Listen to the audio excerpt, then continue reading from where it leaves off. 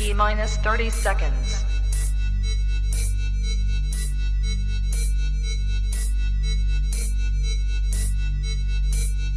T minus 20 seconds.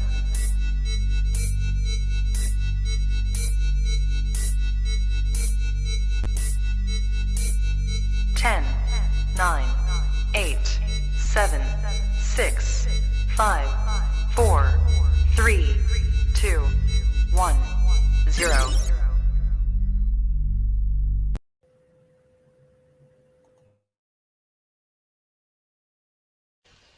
I don't have to tell you things are bad. Everybody knows things are bad. It's a depression. Everybody's out of work or scared of losing their job. The dollar buys a nickel's worth.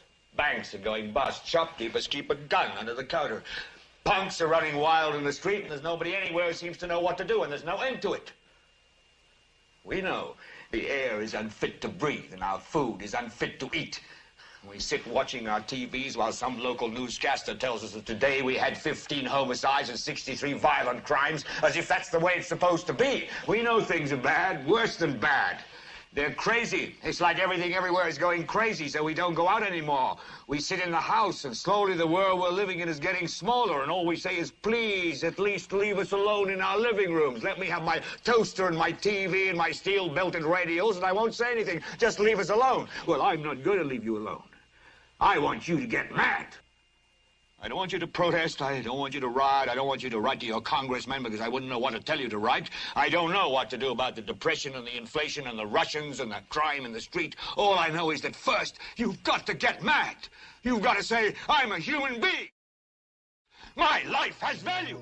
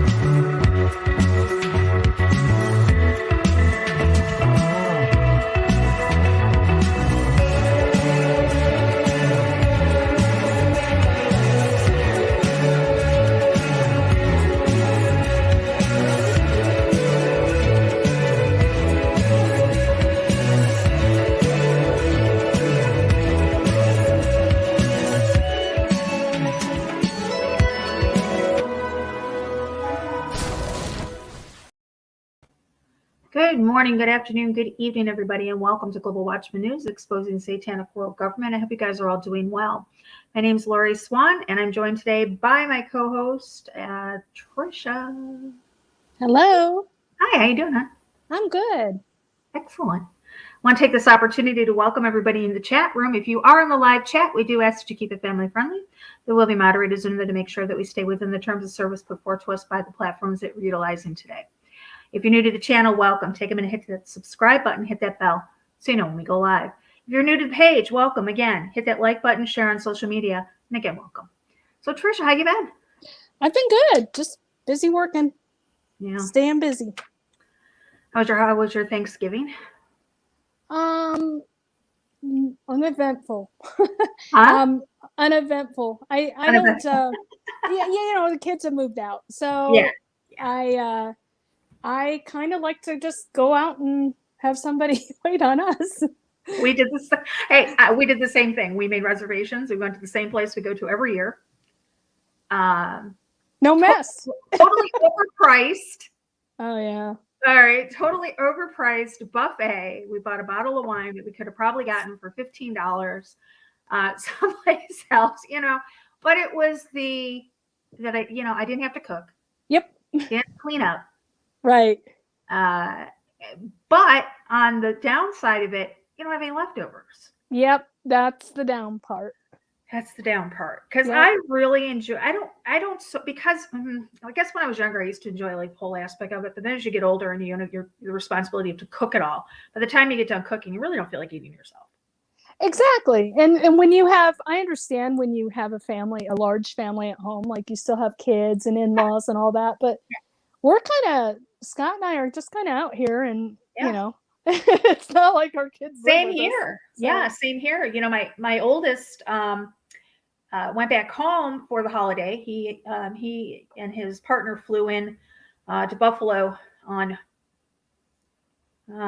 Thursday morning, actually, early Thursday morning.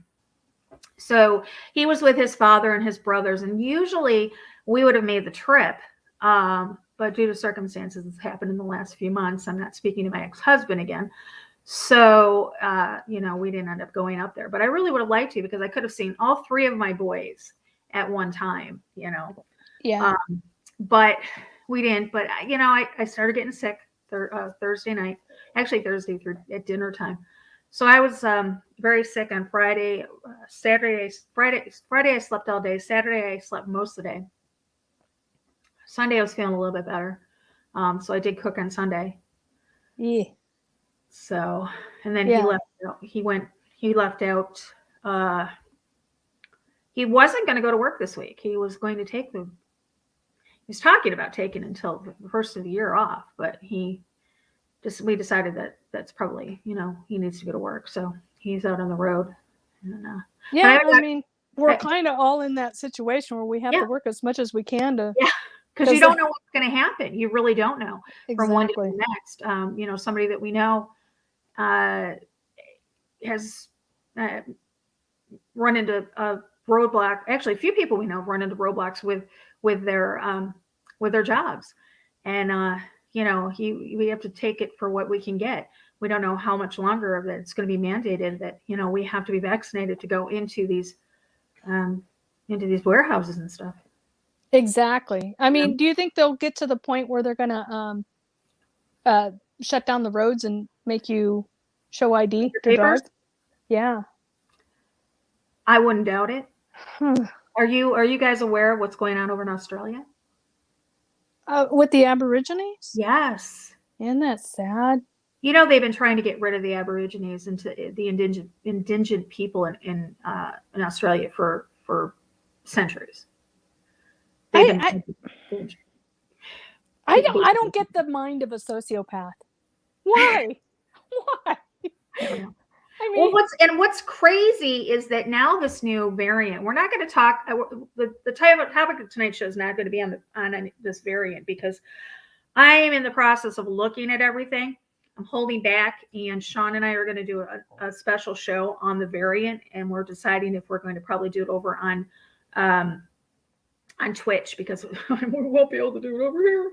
But I want to, you know, the variant.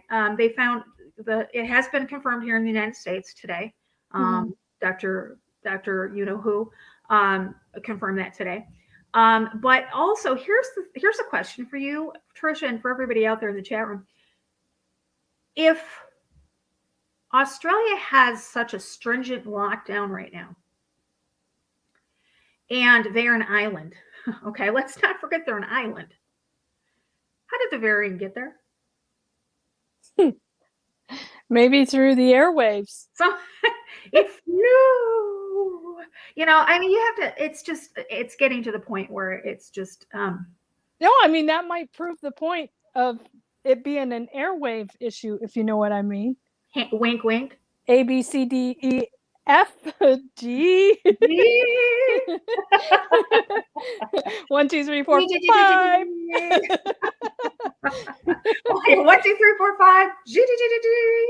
Exactly. I mean, how else? Yeah, I don't know. Yeah, I know. Everything is so scripted. It is. It's so scripted. I just, like I said, guys, I've taken a break off of Facebook. I'm going to tell you why. I plan on taking a break because, you know, I I've got some personal things going on in my personal life that I really need to take care of before the end of the year. Nice commercial about Santa having a boyfriend. I'm not aware of that. Okay, Sarah, I'll put that up on the screen because I'm not sure about, well, I'll get back to that. Let's put it up on the screen so don't forget it. So I decided to take a break off of Facebook because, you know, I wanted to take care of that stuff. So last week was it? I think I came back. Mm-hmm. And it was the day after Kyle Rittenhouse verdict. And everybody was putting everything up there going about, you know, he's a Freemason, he's this, he's that. Oh, yeah, I remember. Yeah. Girl, I was losing my mind. I could feel my blood pressure rising. Each time I would scroll, and I was getting so pissed off. I was like, you know what, I'm done. Did you? Yeah. You're friends with Ralph Epperson. Yes. Did you see Ralph Epperson jumped into that conversation and basically told everybody they were idiots? Yes. Yes.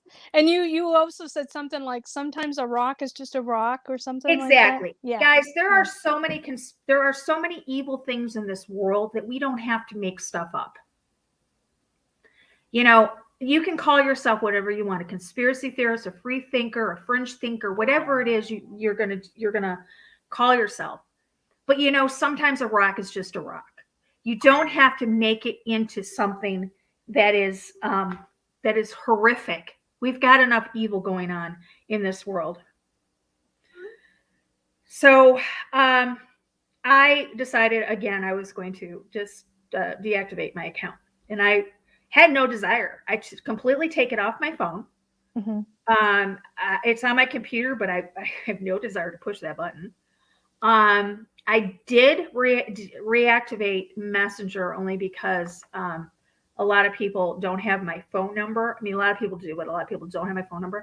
And I logged on and I had like 65 messages. Oh boy. And I felt bad because, you know, I hadn't answered everybody. But then a friend of mine needed some information. Mm-hmm. And it was easier for me to reactivate my account and tag her in it than it was for me to go search it down. So I buckled, but I'm not checking notifications. I'm really not doing too much of anything. Yeah, I've kind of slacked back. I go through cycles. Like I can go like a whole day and not touch it, and then I'm back on, and then it's like boom, boom, boom, one post after another. Like I don't know, I get these things like I get in these. I don't know if it's a mood or if it's inspired, but it's like today's topic is boom, and it's like I can't let it go until I get it out. If that makes sense. I gotta say my piece, or it's just gonna. I get in your posts are not only thought provoking, but they are informational. They are. I love your posts, and I know that when you were having problems posting. Yes, I'll be in the middle of writing something. Yes, and it'll just go, "We're sorry, something went wrong," and it's like. What?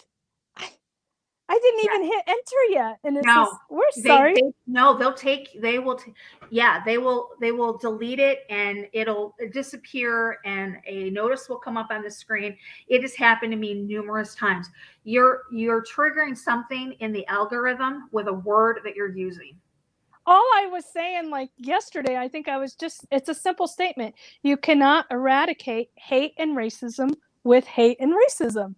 And I didn't even get to hit enter, and it went bloop. Your comment was deemed hateful and racist. And I was like, what?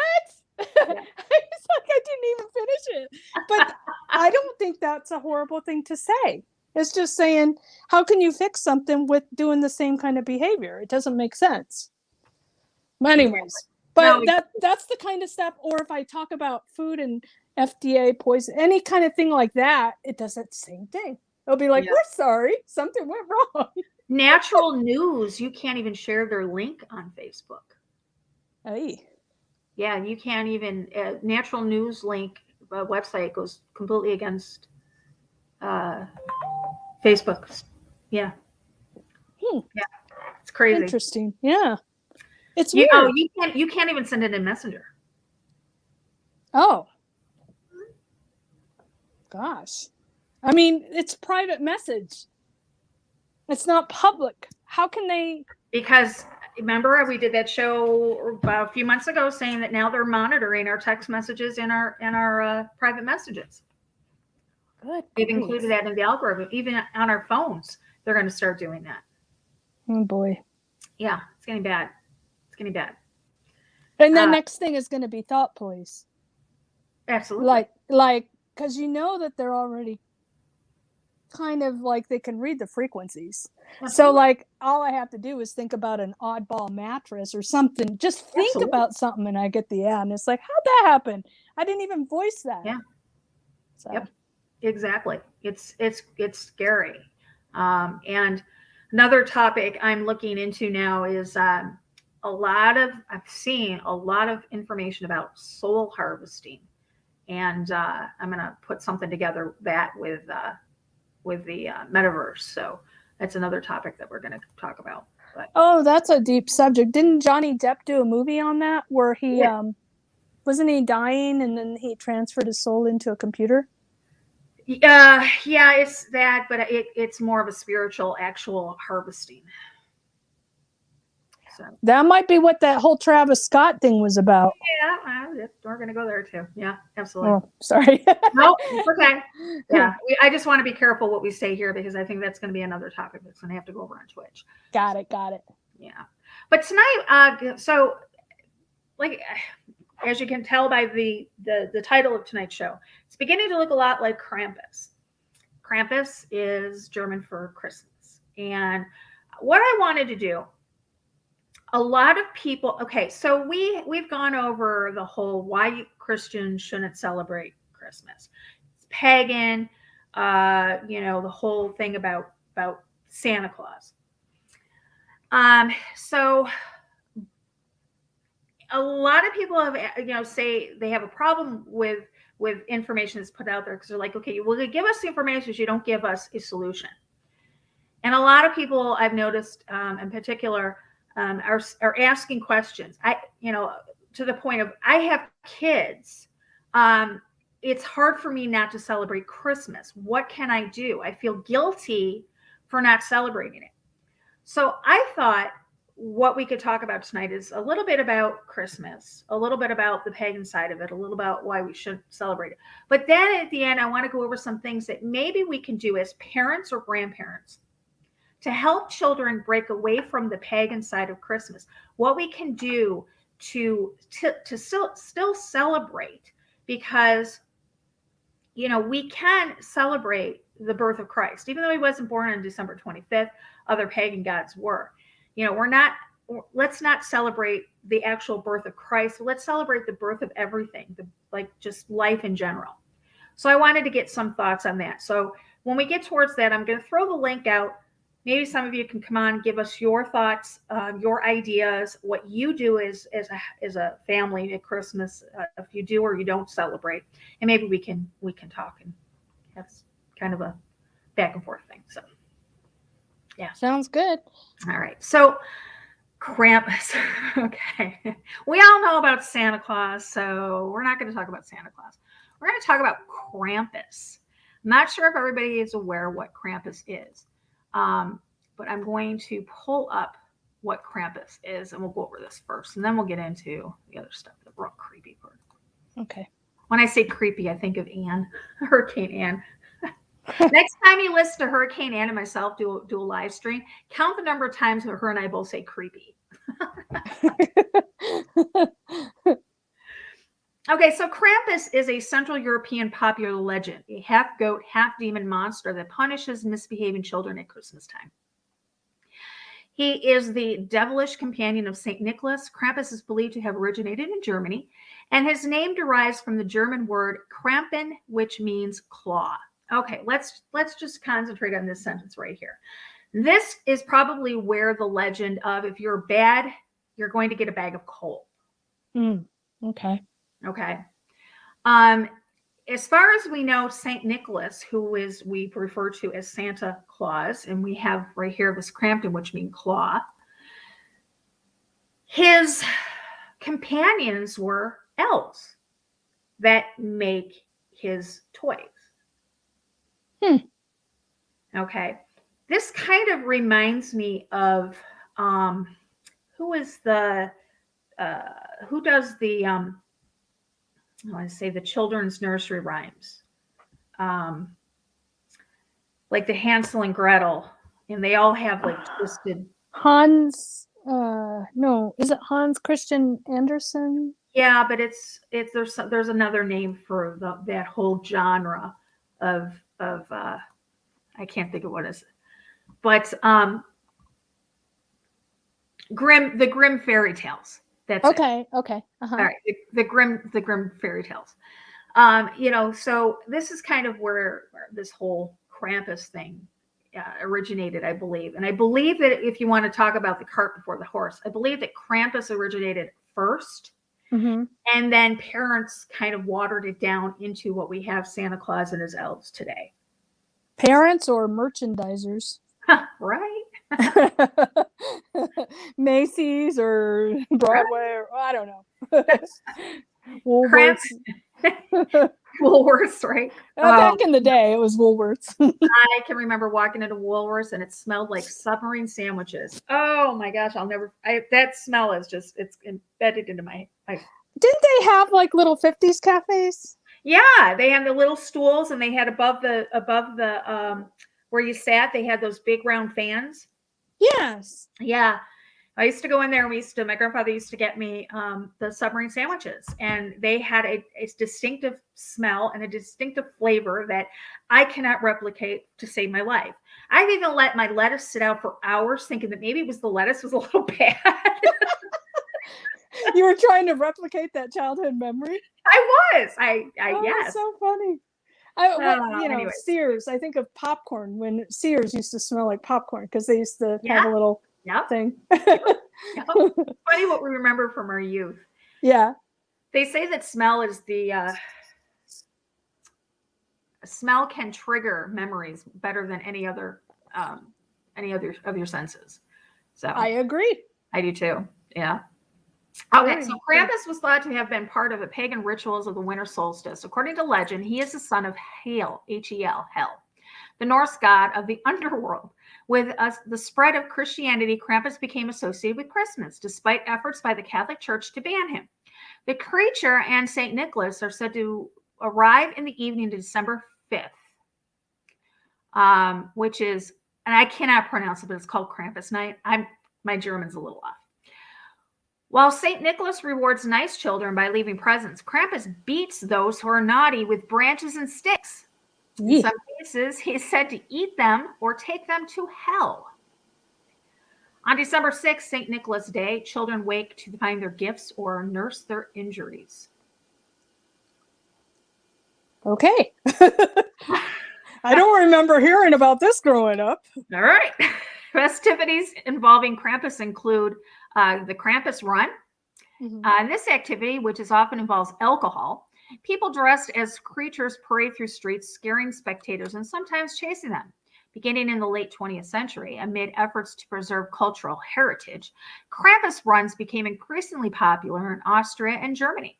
During this time, Krampus began to be celebrated internationally, and the monster's growing appeal was evidenced by numerous horror films. Some claim that the expanding popularity of Krampus was a reaction to the commercialization of Christmas. Go figure. Go figure. Okay. So, where'd it go? Here we go. Let's do this. Let's take a look at a Krampus run, shall we? All right. All right. Here we go. Whoops.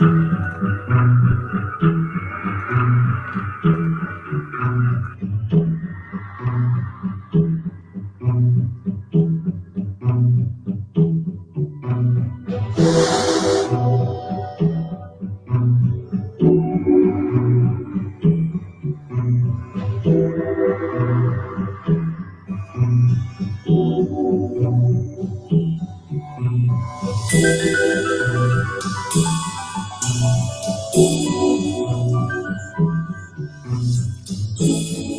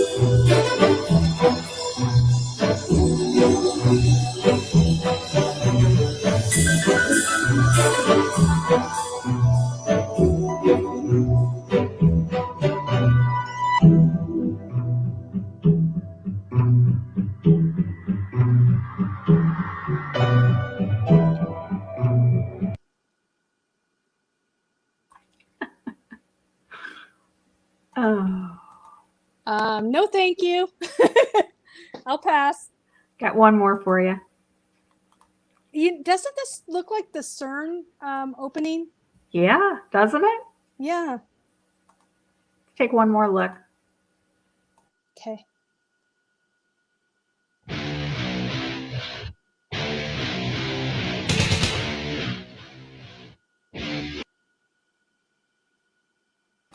I don't know that song. I don't want to get a copyright, but think of rock, heavy rock metal music set to this.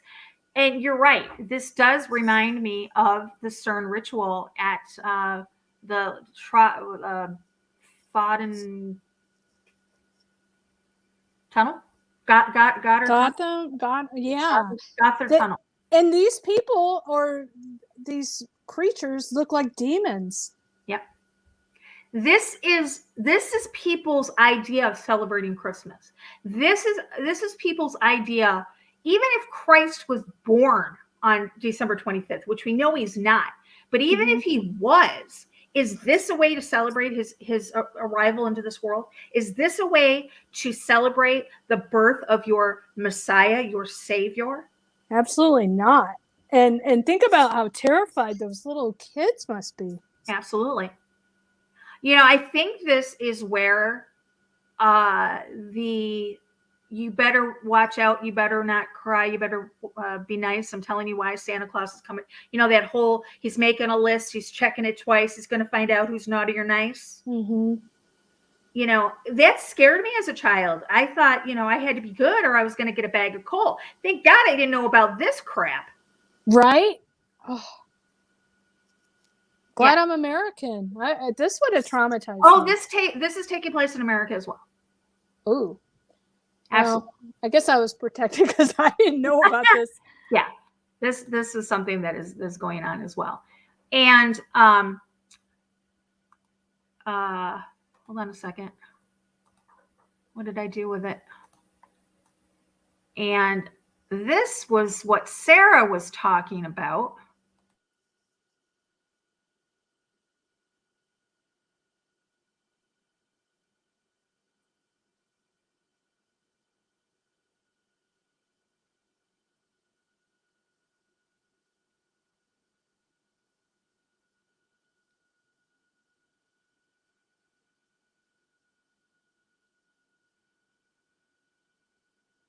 Okay.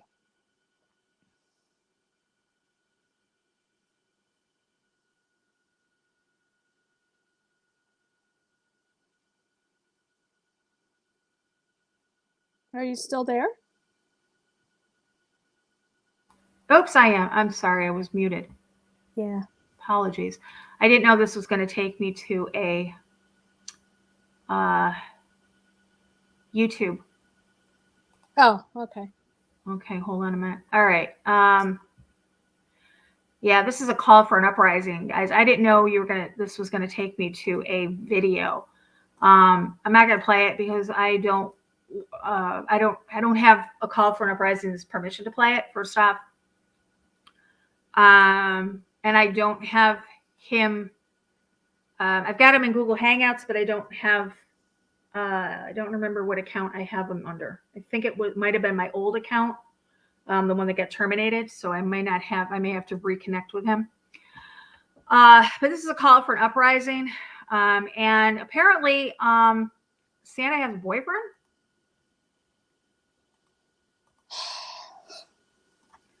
And it's always something. I mean, if it's not this, it's the. And in the words of Seinfeld, not that there's anything wrong with that sort of thing, but But children should not. I mean, it's just, remember, it used to be like the little sexy Santa girls and stuff. I mean, come on. Yeah.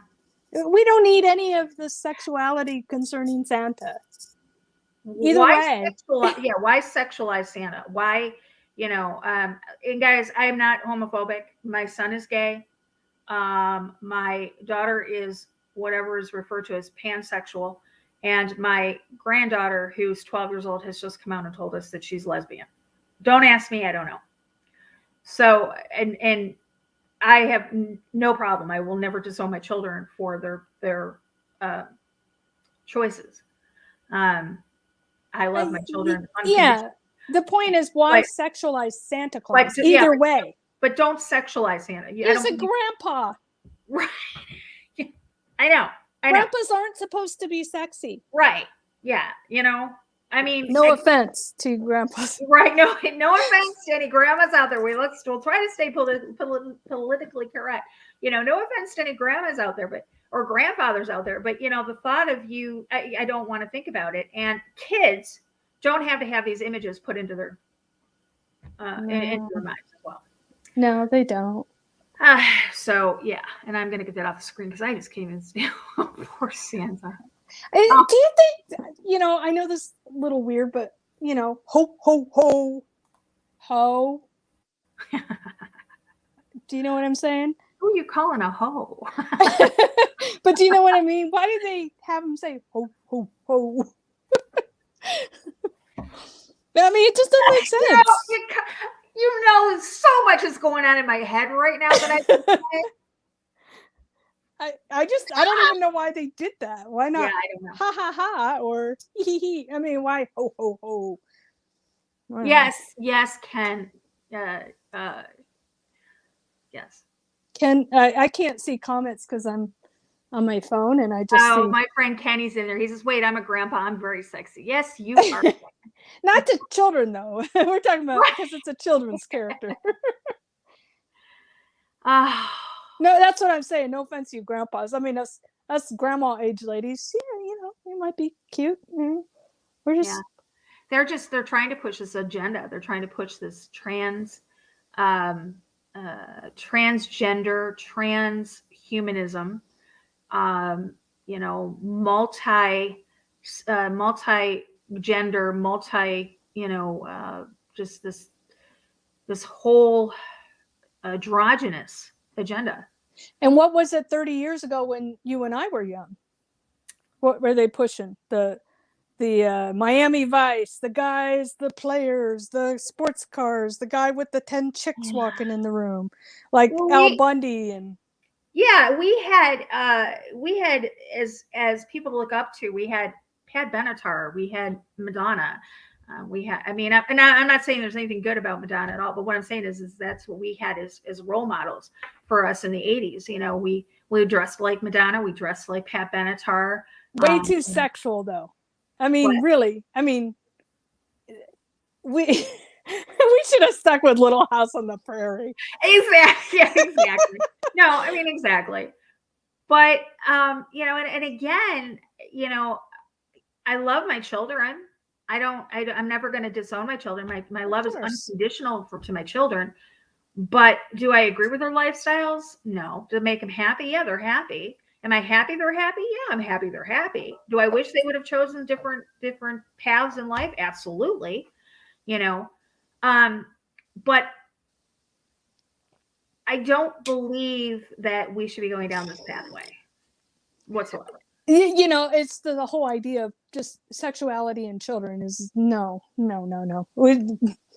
I liked it better when they had like Leave It to Beaver, Gilligan's Island. Even Gilligan's Island was maybe a little sexy. There was the wholesome. Do you know that what was the show? The Dick Van Dyke Show. They didn't even sleep in the same bed. And Lucy too, right? And Lucy too. Actually, what was it?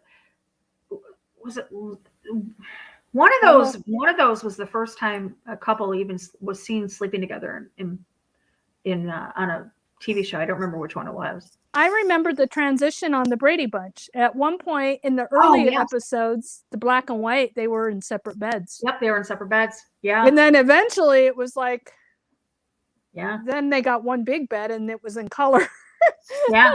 They switched over and I was like, so that's kind of around the time they switched. That was around that era, the Brady Bunch. Yeah, I think so too. I'm going to show you guys some pictures and I want you to, okay. And I'm trying to figure out how to say this. Santa Claus. Santa, Satan, Claus. Okay, Satan, Claus. We know that that Santa Claus has absolutely nothing to do with the Christmas holiday whatsoever, as far as biblically.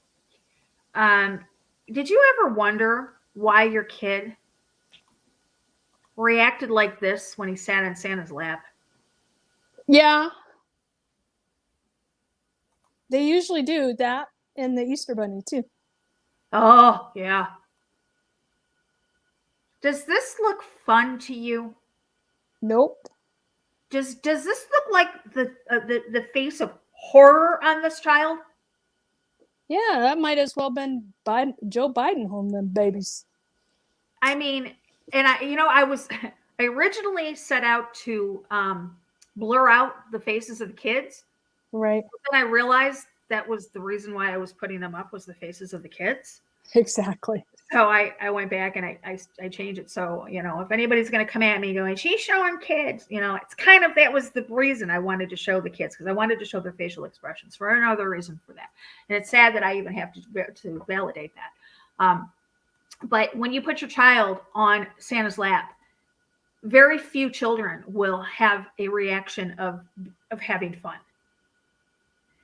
Children, when they're born and up until about the age of 2, some a little older, some maybe 3, some very few at the age of 4.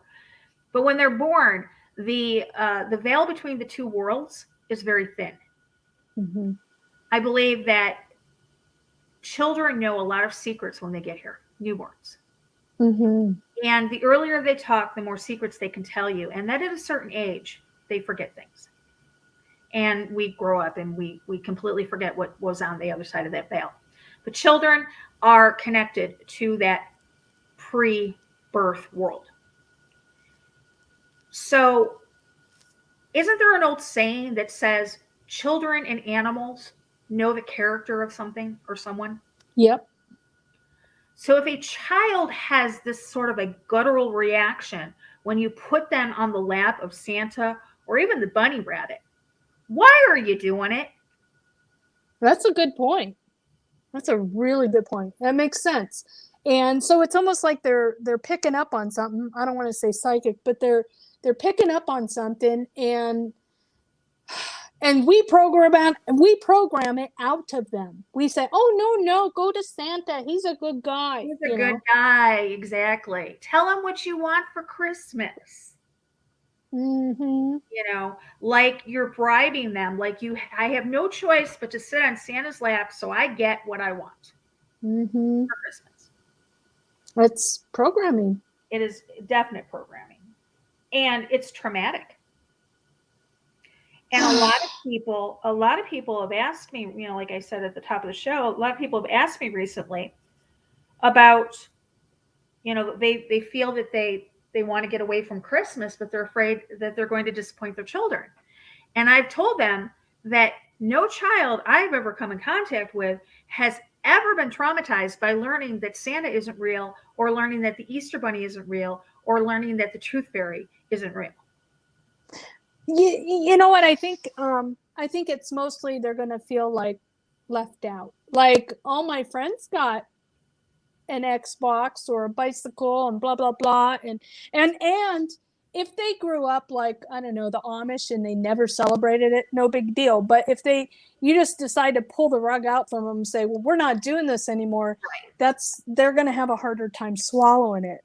I mean, that's what the New World Order does, is they slowly steer us in a direction. So maybe that's the answer, is to slowly, just don't like pull the rug out. Yeah, incrementalize it.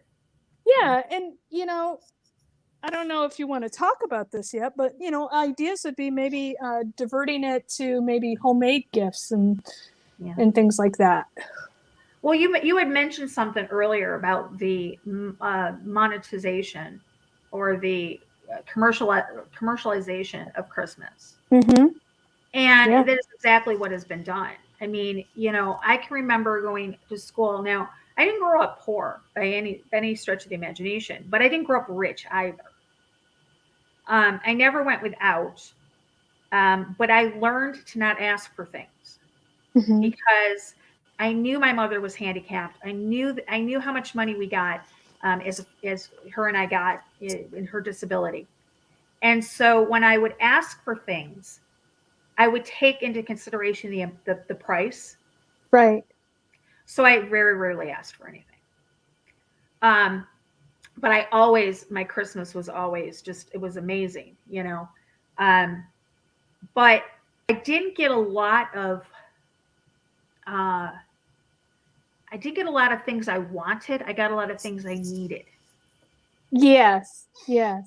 So when I went back to school, and the teacher, the first day you're back, says, we're going to go around the room and tell everybody what you got for Christmas.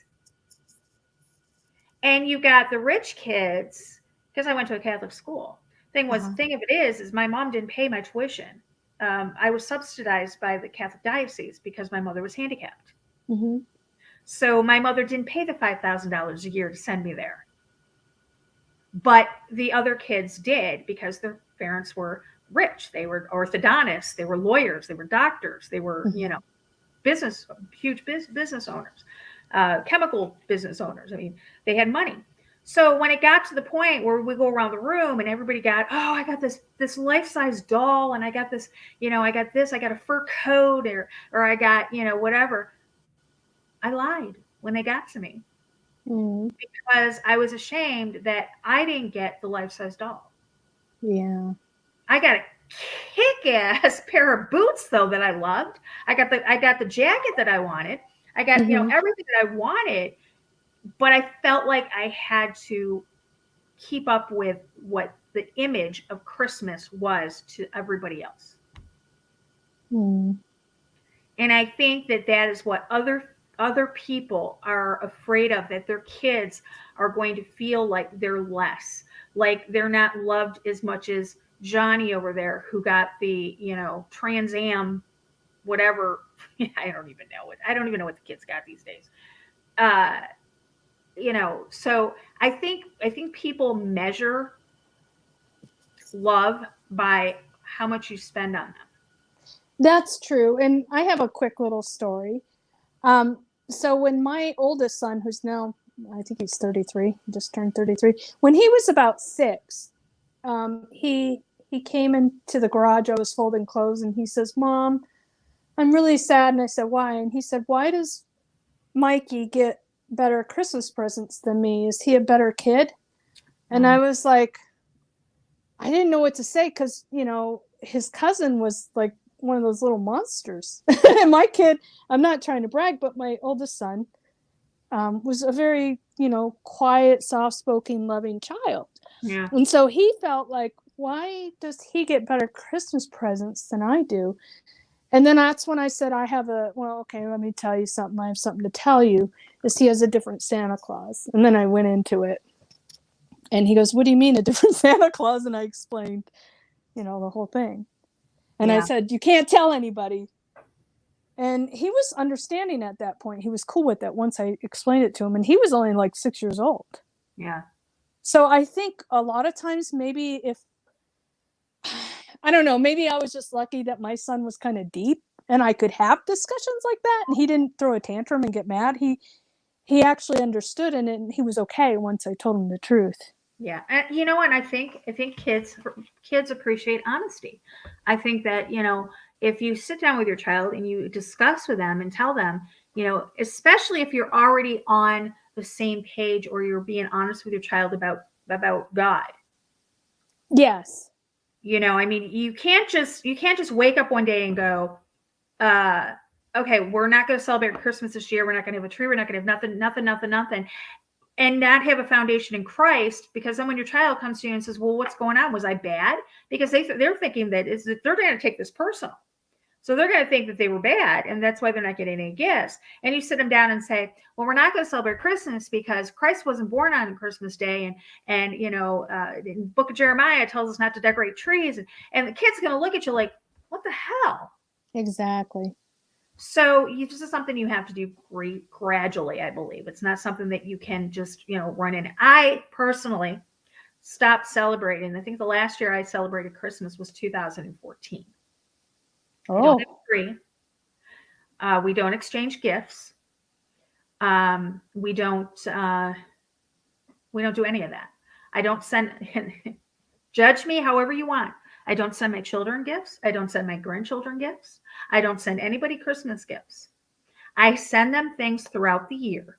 Mm-hmm. If I see something, I'll pick it up and I'll mail it off to them. Now, if their father chooses to keep that for them for Christmas and put it in a closet and bring it out and put it under the tree from Grandma and Grandpa, or Grandma and Papa Dave, that's on my son. Right. Okay. But I don't. The joke used to be, I saved a lot of money on Christmas. I became a Christian, right. A true Christian. But no, I don't. But to tell you the truth, it was hard for me the first couple of years. It is hard. I stopped a few years ago too. It's kind of like Thanksgiving. It's like, I mean, it's, so it's like the kids are grown up, and yeah. I know it's a pagan holiday, and I don't even pull out decorations. No. I don't do any of that. We don't have decorations here. I was feeling kind of like, maybe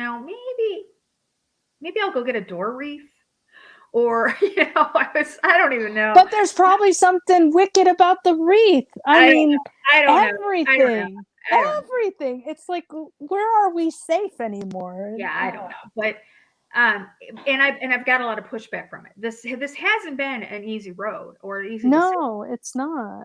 The first year that so 2014 was the last year that I celebrated it. And 2014, I only celebrated begrudgingly because my husband at the time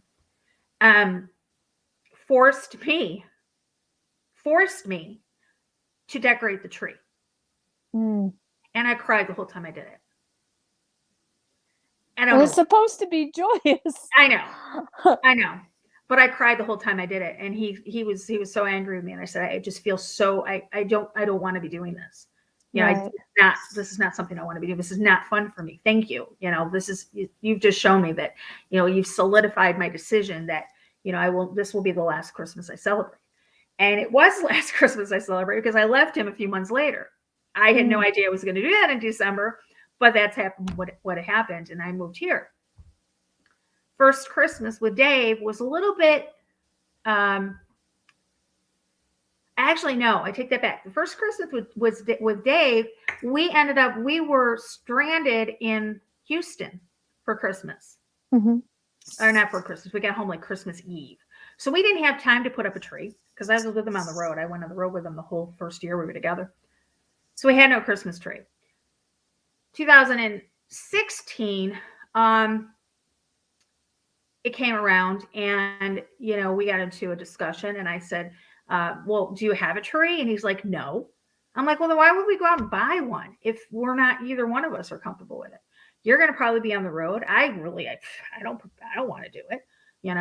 It's work for me. We've got a cat, now I got to keep the cat out of the tree. So we forewent on that. And then 17 came and went, 18 came and went, 19 came and went, 20 came and went. And now we are here at 2021. And I'm like, cool. He just messaged me, I think it was yesterday. He's like, what are we going to do for Christmas and New Year's? I was like, I don't know. What do you want to do? we probably will go on a vacation. That's what I was going to say. I think for adults, even people's families, if you can swing the time off, take the week. And instead of doing the at-home Christmas, opening gifts and, celebrating the pagan, go on vacation. Yeah. Have fun. Go do a family thing. Hike, if you're in a place where the weather's nice, get outdoors. Go play in the snow if you're in a place that snows. I mean, change it up a little bit. Still celebrate. I mean, don't take away all their fun. Still have fun. Yeah. But just instead of it being sort of tradition that, we've all been brainwashed, instead of doing that, and make it about Jesus too, Exactly. And I think that's where a lot of people fall short, is that they lose sight of what the season truly is about. Or it's supposed to be about. Exactly. But like you said, that's probably not his birthday. What's that? Like you said, it's probably not his birthday. No. Yeah, no, I don't think it was his birthday. I mean, there's a list of, but but no, yeah, no. Turn it down. Got me in the background.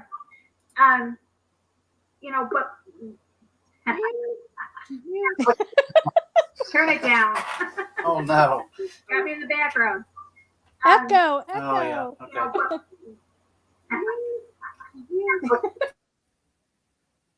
No, don't mute yourself. Mute the YouTube stream. Ladies and gentlemen, this is Kenny, my IT guy.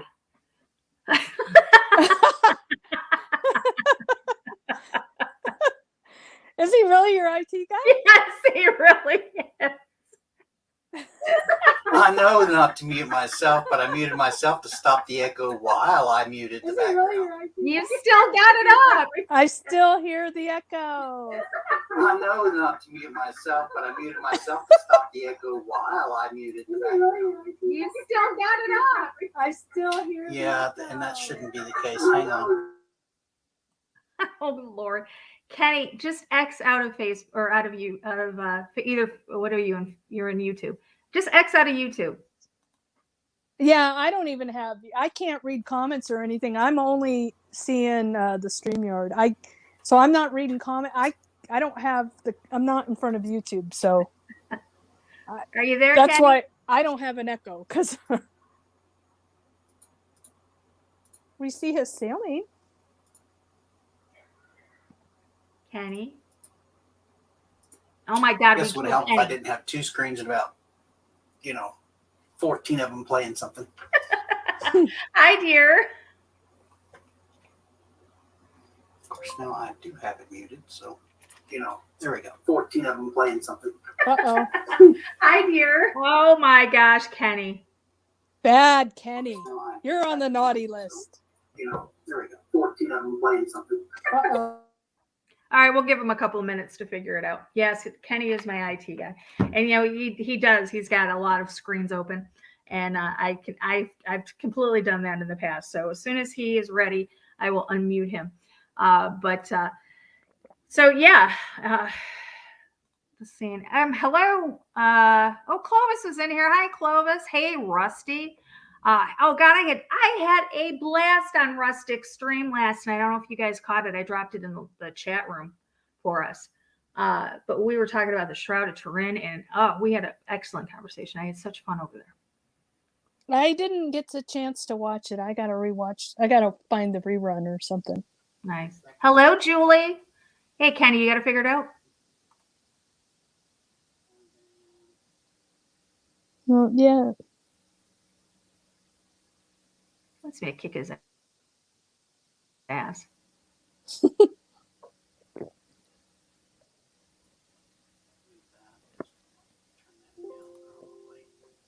Yeah, I ruffled a few feathers being over on Rustic's stream last night. That was not my intention, but I do apologize to her for that. But completely not professional reasons. It was completely personal reasons on behalf of somebody else. But I try to keep things professional. I don't try to bring my personal into other people's streams or anything, or even to ours.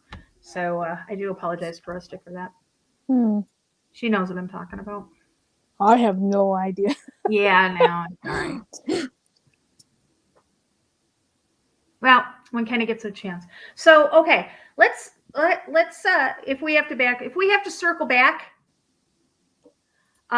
we will. Okay. All right, I'll be that circle back bitch tonight. Oh gosh. Uh, You got to look like Peppermint Patty to circle back. That's right. So he's unmuted, so he can talk anytime he wants. He can come in. So let's talk about ideas and the link. I'm going to throw the link in the chat room again. If anybody wants to come up, more than welcome to come up. Just make sure is it working properly? You got it? I think I was talking to someone else. Maybe. Yeah. Just make sure that when you come up, that you have the YouTube channel stream either muted or just X out of it. No, I'm talking to you, but you're talking to me? Quite a delay. Oh, why is there a delay? Go on out and come back in. Oh, you're talking to me? Oh, why is there a delay? That's bizarre. That is bizarre. Go on out and come back in.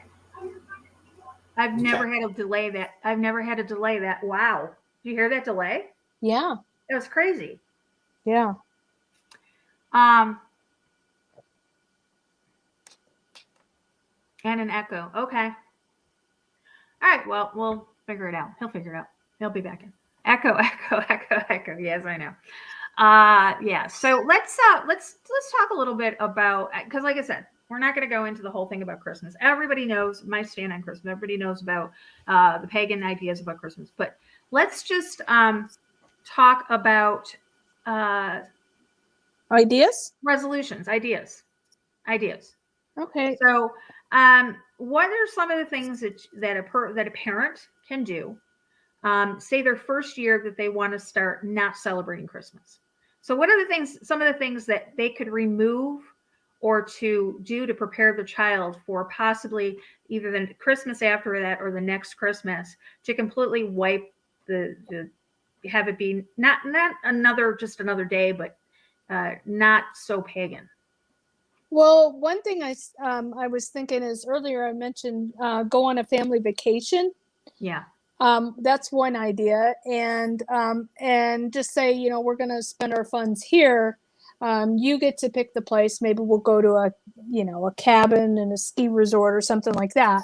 That's one idea. Another is make it more about spending time together doing maybe personal crafts where you can make grandma, I don't know, a little sweater or something, like knit something, I mean, arts and crafts. My mom we were poor and we celebrated Christmas, but my mom always said her favorite gifts were homemade ones. And this day, she would rather me make something homemade than to give her like a Macy's gifts card or a fancy purse. And that's not my mom. She likes something just from the heart. Yeah, my mom too. My mom had this god awful turtle ashtray that I made my mom in like third grade, fourth grade. It was fourth grade.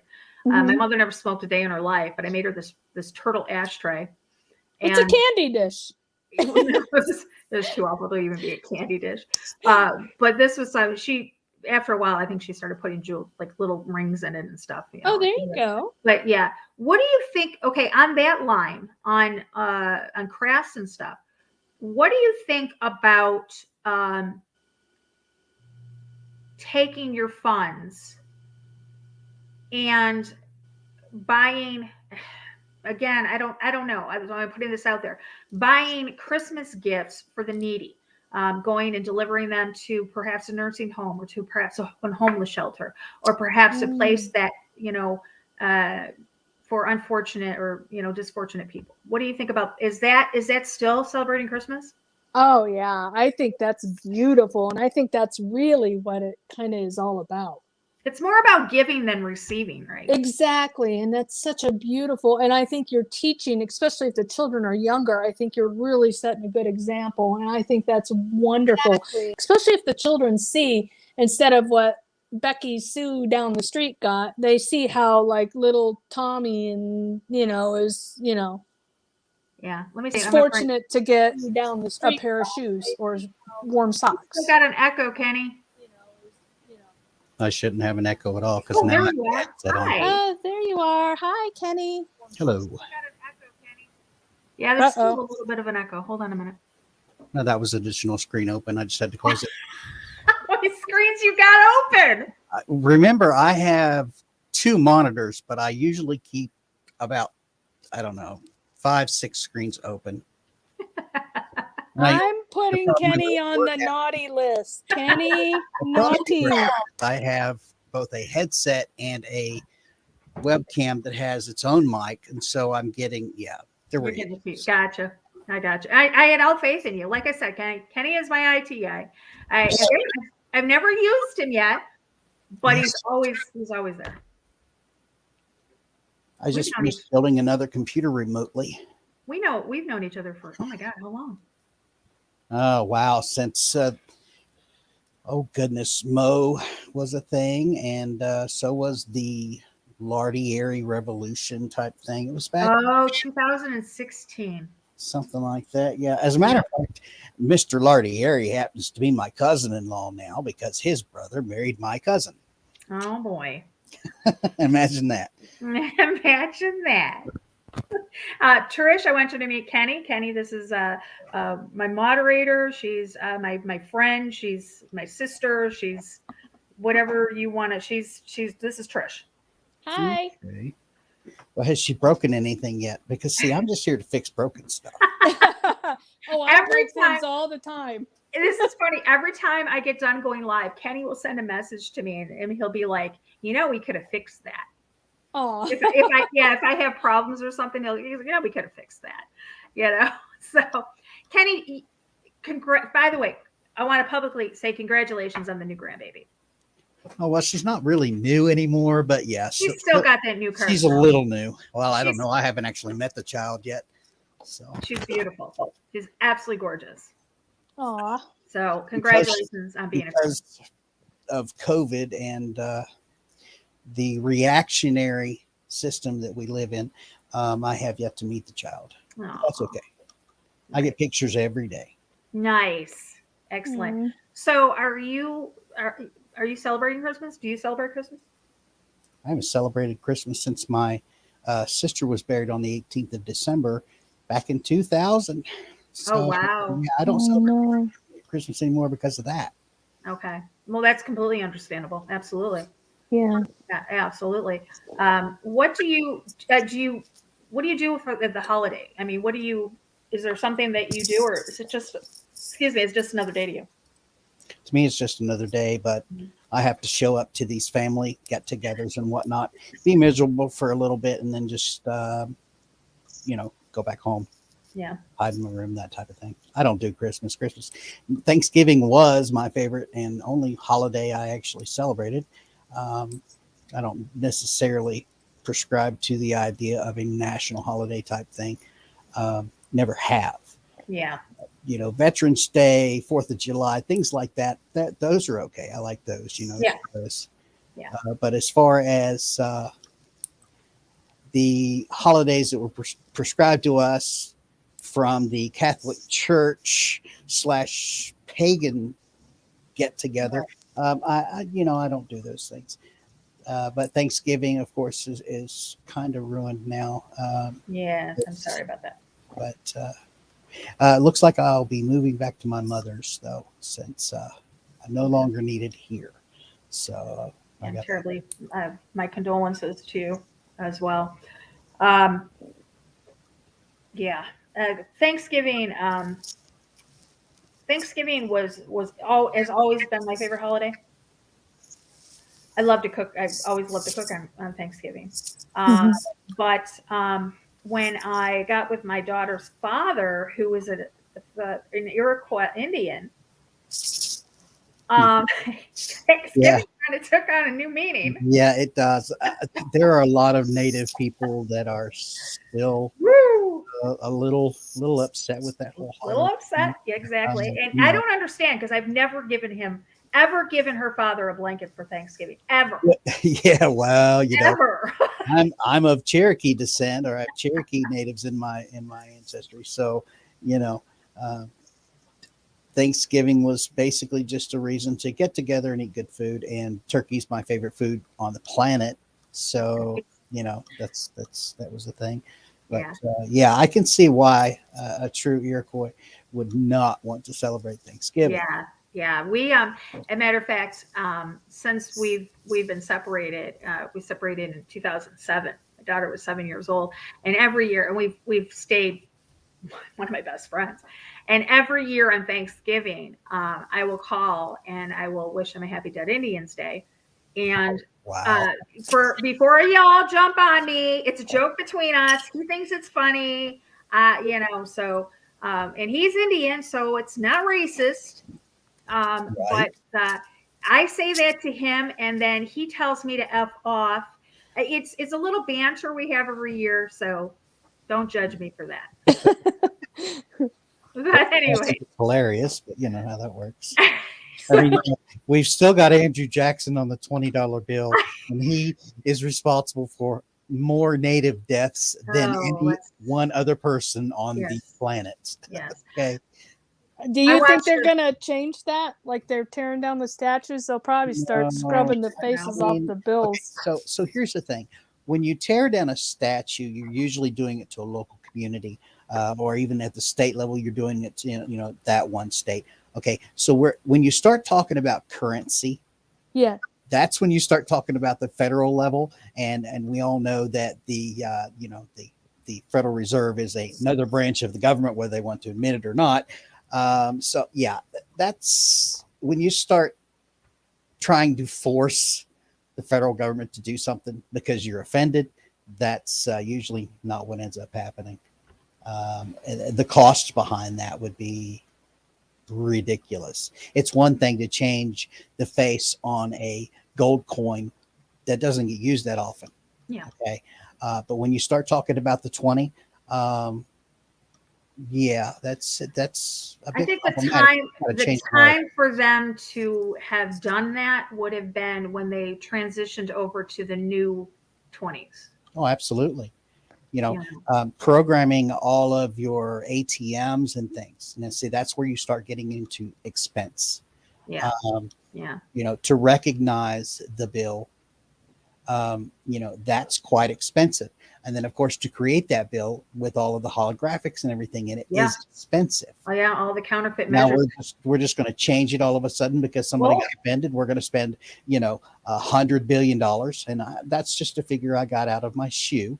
It's not an exact thing, but I'm guessing Britain's going to have to foot that bill pretty soon.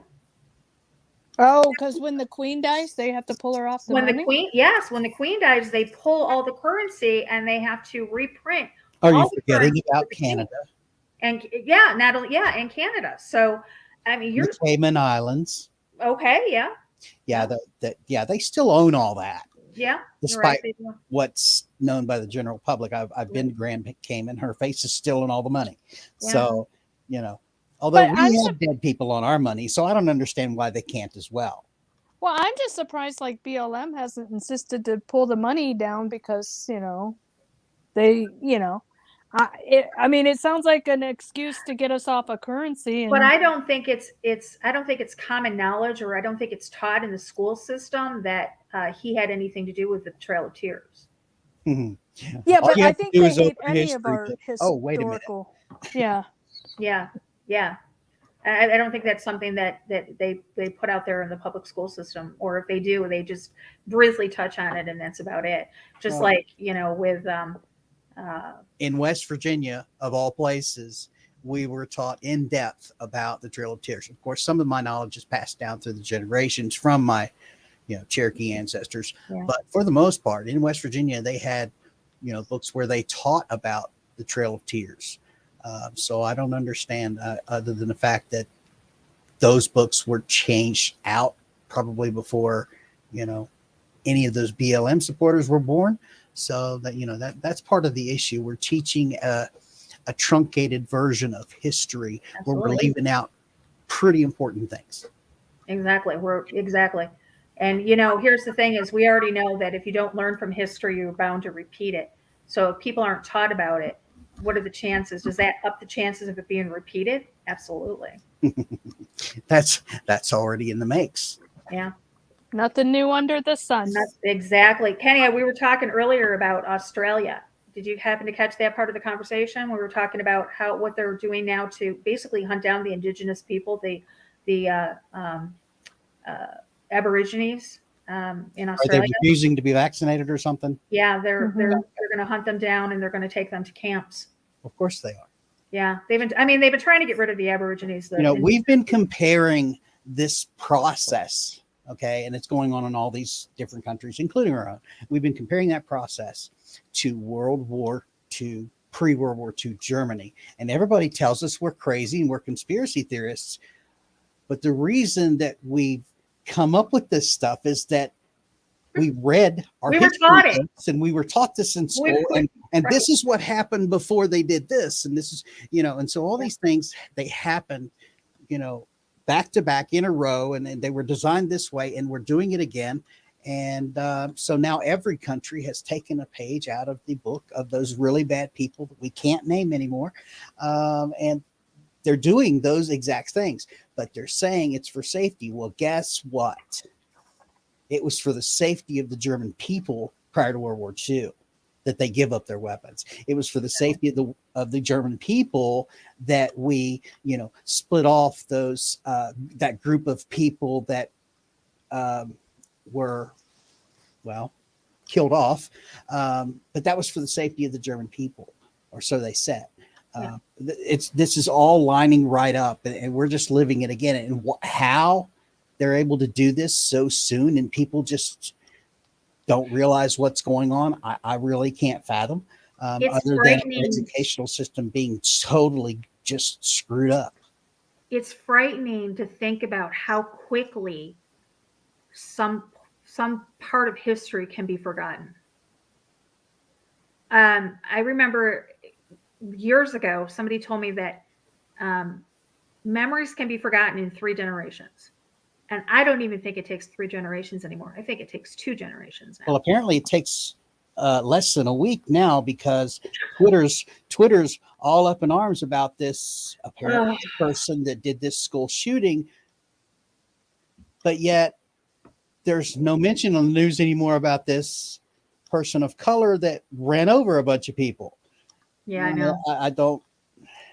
I know. I mean, it's Dave and I just had a conversation a few hours ago, talking about I'm trying to figure out the jab cards. Yeah.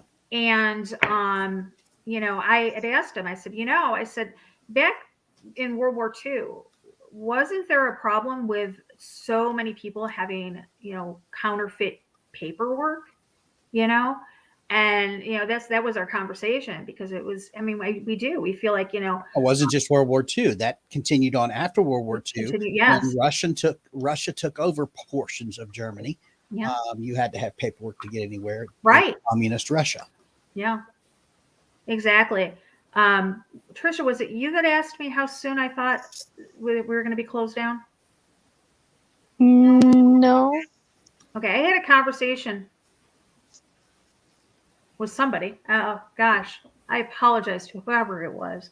I had a conversation with somebody who asked me, how long do you think, or do you think that it's going to come to the point where they're going to lock us down, that they're going to, prevent us from traveling and require us to show our papers? Oh, I mentioned the traveling earlier. Okay. Yeah. I knew it was recent. No, that's all over Twitter right now. Yeah. Yeah. So I do believe it. That the left is screaming, "Yay, it's about time!" And I'm like, "Wow, wow, right? Wow, yeah, wow." I don't get it. I don't either. So let's get back on topic. So Kenny, do you have any ideas how a parent with children can get away from or pull back from celebrating holidays?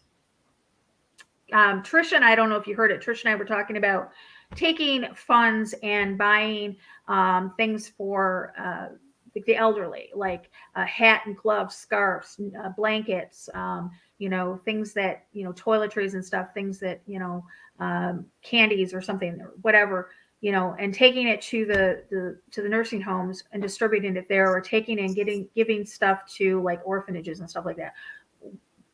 What are some ideas that you have? Okay, so you're trying to figure out how to raise children to not be of this mindset. Is that what Yes. you're saying? Because I think at that point you just have to take a page out of the Torah and raise them to do either Hanukkah or not to have holidays at all. So the Jews have separated their children from Christmas for hundreds of years. Right. So as far as that goes, you don't have to do the Hanukkah thing. But isn't the Festival of Lights? Isn't the Festival of Lights the one thing that God has commanded us to continue? I'm not sure, based on what the Torah says, because of course the Torah is what, the first three or four books? Five books. Is it five? Okay. 5 books, yeah. So I'm not sure how in depth they get just in the Torah. And the reason I only mention the Torah is because I'm not totally convinced that any book written after that is real at this point, because it gets pretty iffy in there. Pretty sketchy. Yeah, I don't want to throw off, but it kind of goes in line of all the extra books that were added to the Bible, and by what was that guy's name? John Smith or James Smith or whatever. Oh yes, John Smith. Right. John. And so, and they also did the whole let's add extra stuff to the Muslim Book of Mormon, the Pearl of Great Price, and the Doctrine and Covenants were the three. So I know what part I can trust, and that's those first 5 books in the Torah. And right. First that are directly transcribed into our Bible, we have them as well. Right. So any teaching beyond that, as far as holidays go, I don't know. What I will say is you start getting yourself in trouble when you have holidays that aren't supported, and you start worshiping things that aren't to be worshiped. You get yourself into trouble, and I just don't think it's worth it. I believe that we can teach our children to be good human beings, without any need for some bearded guy that breaks into your house, comes down your chimney, and leaves you presents, but only after you sit on his lap and ask for them. Right. That's kind of and you have to be good, and you have to because he's made a list, he's checked it twice. Right. So we as parents are supposed to be able to make our children behave without telling them that somebody's not going to give them presents, or in the case of Krampus, is going to sneak down the chimney and steal them and beat them with sticks. Basically, and drag them to hell. Yeah. People tend to forget that things like Sleeping Beauty, Snow White, all these fairy tales that Disney turned into their own thing were written and put in a book by some guys that that's not how those stories work. We were talking pretty scary stuff. We were talking about that earlier, the Grimm fairy tales. Yes, the Brothers Grimm. The Brothers Grimm. I mean, if you have not read any of the Brothers Grimm, read it. The original stories are pretty cool, actually. I kind of get into them more. But they're not this Disney thing. This didn't happen. They don't all end with "and they lived happily ever after." Well, I mean, seldom did that ever happen. Yeah, these children's rhymes. I mean, think about it. Like Hansel and Gretel, the lady throws them in the oven, fattens them up, and throws them in the oven. That's a child's tale. Even you said rhyme. You said like rhymes, and the first thing I thought of was All Around the Mulberry Bush. Around the Rosie. Ring Around the Rosie. Yeah, that's what I thought of. It's like, that's the same tune. Well, Ring Around the Rosie, Pocket Full of Posy, Ashes, Ashes, We All Fall Down was written during the Black Plague. Yeah, right. And, so and people pretty morbid. Keeping you had a ring around. I guess the disease caused a ring around the chest area, and posies. The posies were flower petals that they kept in their pocket so they didn't smell like death. Right. And ashes, ashes, we all fall down. Well, that's they actually died while they were walking. I mean, And they were also set on a big pile and burnt. Yeah, and set on fire. Oh Exactly. boy. And Humpty Dumpty, he dies. Well, yeah, poor egg. I mean, Yeah, well, when an egg grows legs and starts walking around, we got bigger issues than that. I've fallen off a wall. Okay, that's a problem. We got bigger issues than that. I think what has happened prior to the early 20th century, we were a pretty morbid people. Okay, we were a let's make lemons into lemonade type people. Okay, don't get me wrong, but as soon as you got into the 20th century, we started saying, well, it probably would be nicer for our children if we sugar-coated everything. And I think we took it to an extreme. We did. And so now we've got children that are offended over everything. We got a bunch of, what's that little baruka on Willy Wonka? I want it now, Daddy. Yeah, well, now mine aren't personally, I don't have that issue. I was extremely lucky. I've got a teacher and I've got a son that works for Toyota. They're both married. My daughter has a kid. They're both conservatives. I don't have those issues, but it was just as big a chance of happening to me and my wife as to anybody else. Kids, once they get to a certain point, take on a personality and do their own thing. And there's nothing you can do to stop it. Exactly. Nothing you can do. So, and it's true. I mean, a mother and a father, their only job is to raise children, to instill morals, to instill ethics in them, manners. And there comes a certain point when you've got to, break the umbilical cord and send them out into the world and pray that you've instilled enough into them that they're going to keep afloat and not get devoured by society. And it's funny that you would bring up both ethics and morality, because they are not the same thing. They are not. Well, most people think they are. You see, we all have this different sense of what is ethical. Okay. Morality, of course, is something that should be the same across the board for everyone. What is moral is biblical. What is ethical leads to interpretation. So there's the difference. Yes. But I found it interesting that you would mention them both. But you are right. We teach our version or what we feel is ethical to our children. And of course, they can skew it and change it as they become adults. Oh, absolutely. Like I said, but morality stands across the board. What is moral according to the Bible? What is biblical? What is godly does not change and never will. Never will. Exactly. What's the same today, yesterday, today, and tomorrow. And it's unchanging. Like with my sons, I have 4 children. I have 3 boys, and then I have a 10-year gap, and then I have my daughter. So she's basically an only child. I treat her as basically an only child because, she's my, I don't even know, my second time around, I guess. I don't know. But so I have 3 boys in their 30s, and I have a daughter who's 21. I have a 37, a 35, and a 33-year-old boys. And, they were raised by their father and I, in and out of the churches. That was kind of my Mormon stage. They were baptized Mormon and everything. And after I got excommunicated, we still continue to go to church. It was a Christian church. And so, but people used to always say to me, you have the best behaved children in church. My boys knew better than to do anything in church. They didn't, they sat there. We brought them their books, their coloring books. They had their toys. They sat, in between the pews in front of my mother and my husband and I, and they played. If they got bored, I never had to walk out, and, so I instilled this into my kids. But when they got older, and they start getting that mind of their own, that's when, they start rebelling, and, you've got the problems with the way they behave, the schools calling and all that, the same thing all parents go through. How I ended up with a left thinking child, I blame it on living in the Pacific Northwest. No offense, Derek, he's in the chat room. I blame it on living in the Pacific Northwest. And he's jabbed. Did he attend college? No, he did not. Were his friends attending college? Yes. Okay, so you mix that with the Pacific Northwest, and you have a problem. Yes.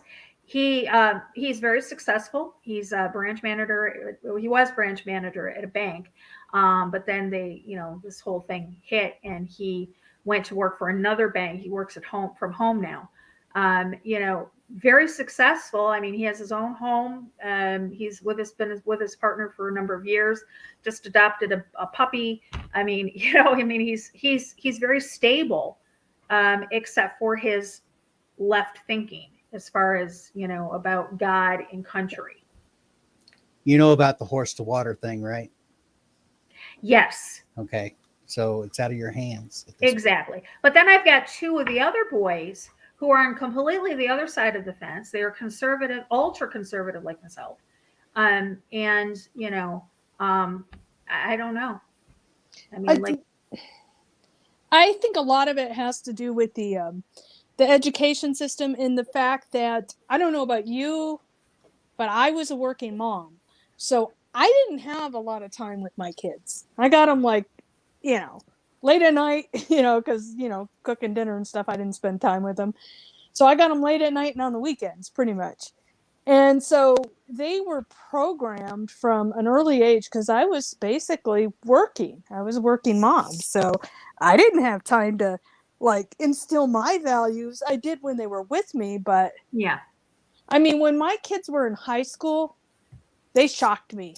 One day I was in the kitchen and they were talking to me about, being 20 something different genders. They learned it in school, and I was like, no, you're either a boy or a girl. No, you're not. It's what you think you are. No, and we got in this big debate, and my kids were convinced I was an idiot. I'm a complete idiot, and I didn't know what I was talking about. Right. But again, here's the kids thing. Are being groomed. I can tell you. I was just going to say. That's what I'm saying. It's not only are kids being groomed to accept these new agendas, but kids are. I think the three of us are all right around the same age. I mean, in that generation, when we were younger, or when I'm just going to speak from personal experience. When I was younger, it was be seen and not heard. Me too. Okay. Don't do as I do. Do as I say. Mm-hmm. It was,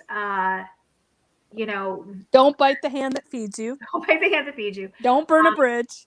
There was no gray area. It was black and white. Mm-hmm. And, you were either a girl or you were a boy. You were either, you didn't look at something and say, that offends me, or I feel like I don't believe that. And because I feel like I don't believe it, then it's not true, but that's the generation that I grew up in. So looking at it now and, seeing what's happening with our children, that's why I say, they used to say that it took 3 generations to forget stuff, or educate the public.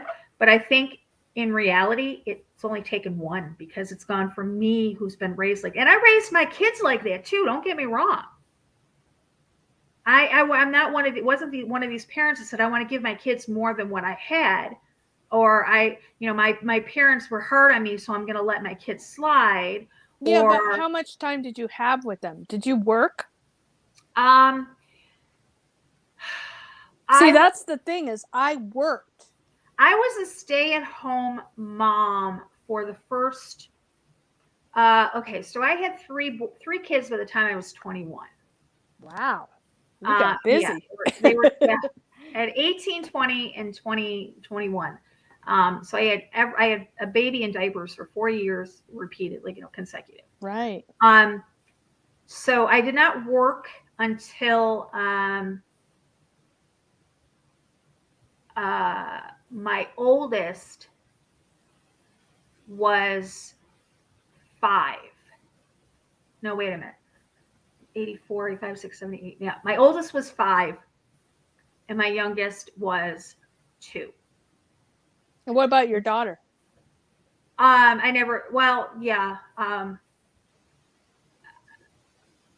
She was born in 2000 And by that time, I was primary caregiver for my mother. So I did not work. I was a stay-at-home mom completely for her.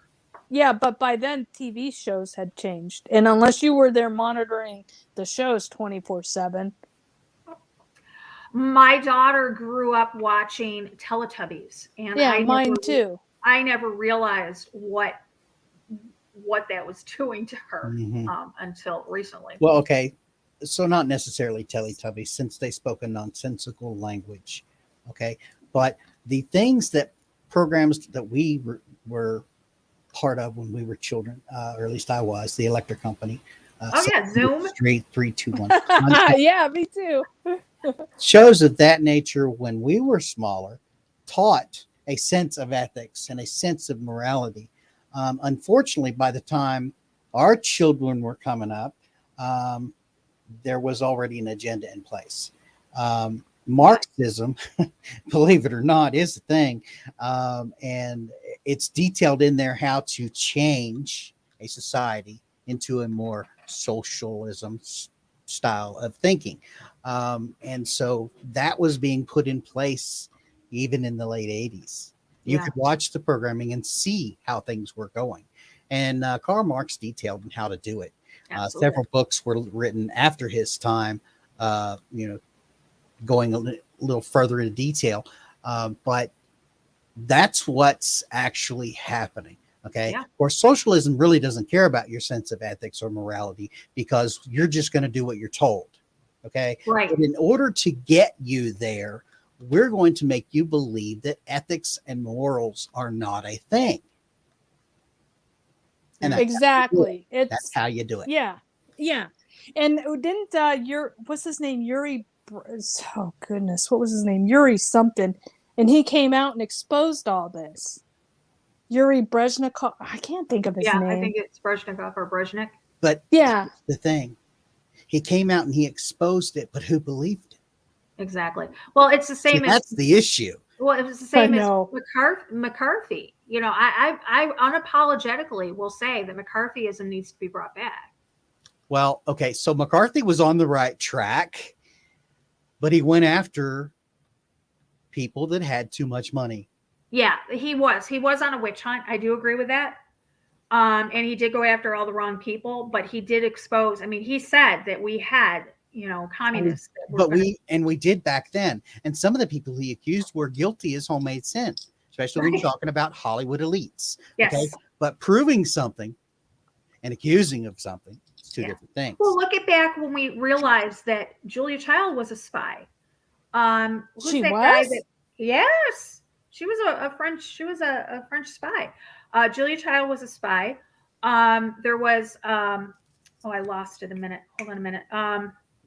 There was the Gong Show. The guy that did the Gong Show. He had nobody believes me when I say that he was a spy. He was a spy. Right there in the open. It's like, oh, he wasn't a spy. That's conspiracy theory. No, you should really look it up because this guy straight up was probably one of the most intelligent spies in the world. And he was right there in plain sight doing Chuck everything Barris. he needed to Thank do. you. Chuck really? Chuck Barris was a spy. I had no idea.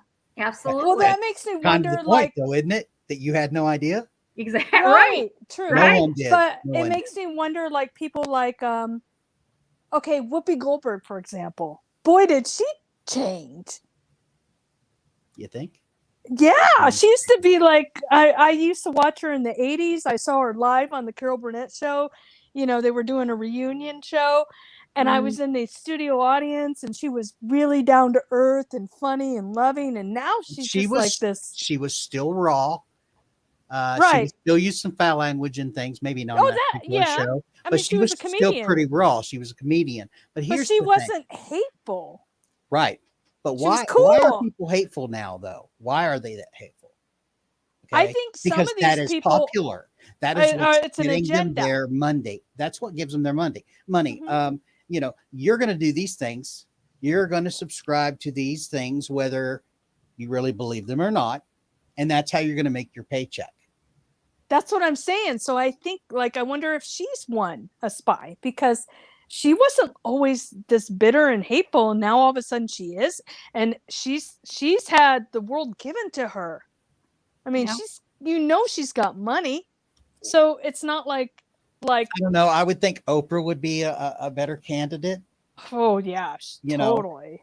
Oprah has far more money, far more influence, and is known to be an intellectual as opposed to, a raw comedian. And I used to like Oprah, and I used to like Geraldo Rivera, and then I just recently saw him the deep end. Right. He's just way out there. Like I said, this isn't something brand new, but it is a little shocking that it happened so quickly to everybody involved. All these people are starting to show their colors. If you went back 10 years, this type of talk wasn't a thing. You still had your Democrat and your Republican Party. You still had your conservatives and your liberals. And by the way, those are all different things. They're not even close to being the same, because calling a liberal an automatic Democrat is not right. Calling a conservative a Republican is definitely not right. Regardless, the way that they talk and the agendas they get behind and things, that just is completely unheard of, even 10 years ago. But all of a sudden, this is the popular thing. This is the progressive thing. And if you're not on board, you're a racist, homophobic, bigot, you're this, you're that. Seems like to me, since they hated the labels of the 80s, by the way, and we all know that because we grew up with, well, you shouldn't use the word fag or you shouldn't use the word gay. And that's not me being homophobic. I'm just, as an example, you should not use these words because they're not nice. And that's what I grew up in. Let's not use those words. Let's not use that language. Let's be nice. Let's be decent human beings. I would agree with that. Yeah. So we nearly wiped all that trash out, or so I thought. And then all of a sudden, they want to use all these labels for everything. Everything has to have a label.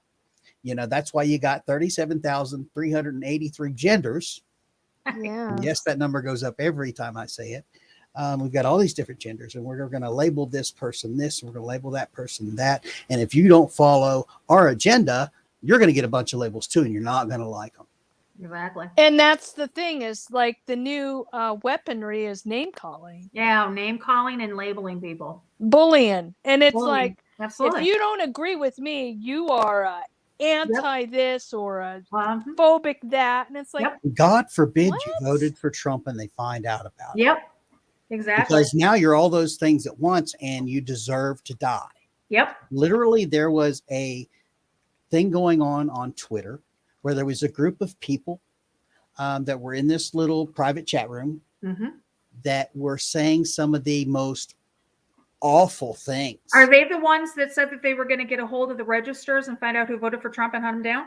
No. This group of people have decided that if you are white, you need the gas chamber. And that was literally said. That they're not going to apologize anymore. They're going to stand behind that.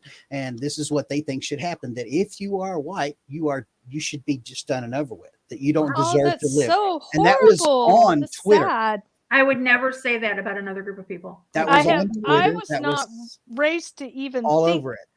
I've never been raised. I don't have racism in my body. I don't understand it. It's a foreign concept to me. Look, I'm a mutt. I've got all kinds of stuff in my blood. So yeah, don't we all? Right? We're all kind of you know what? I funny story. I finally did my ancestry.com. Nope, not me. I did. Not only because my son, he basically begged me. So I did it because there's been some questions about my father. We needed some answers. So I did this, and I have my 23andMe kit sitting right here right now. He wants me to take this and send this in because he wants me to do the medical part of it, which again, because my father was questioned, I need to know medical part. So, but anyways, long story short, I got my ancestry.com back, and I know now why I like grass skirts. You're Hawaiian? No, I'm Bantu from Africa. Wow. What about I have a percentage of African in me. Like, and like, we all do. Like Literally. Bantu tribe. oh. Yeah. So yeah, See, I love doing. I know it's not a good idea because it puts you on a Yeah. list. I know. You That know, whole but- list thing. She's already on all the lists. She's already. Me too. She's been on the list for years. I've kept my head down. Okay. Because You know what? You're on the list because you're for the on this things phone that, call. for the, but see, you don't have no idea where I'm at. Red you pill. can't look at Hold on my a minute. Red Facebook pill and know where truthfully, I'm they've even had at. my DNA for years. Okay, I got into a situation out in Phoenix in 2010 that they took my DNA Oh, wow. as part of my probation. So they not only that, but they've had my fingerprints since 1984. Yeah, I went in the Army in '90, so they've got that from me Yeah, too. when I went into the Air Force in 1984, they've got everything. They got my blood, they've got my fingerprints. I mean everything. So. Oh, good grief! Yeah. And before, because I know there's people listening right now. They're going to jump on the whole. Oh, she's military. No, actually, no. I was delayed enlistment program. I was 17. I went to MEPS, took my ASVAB. I had to go to MEPS Center once a month, do my weigh-in. And I was sworn in. I belonged to the military when I turned 18. I graduated from high school, had my going away party. My grandfather dropped me off at MEPS. I had my ticket. I was ready to go. Had my last physical. Mom, can you come back and pick me up? I'm pregnant. Oops. Oh, wow. Oh. Yep, you're done in the military. Yep. So that was the end of my military career. Did get a DD 214 though. I did get a honorary discharge. Really? Yes, I did. Yes. Well, I never experienced that, but yeah. I kind of went through boot camp with Glow. You did, yeah. So we were talking about spies. Whoa.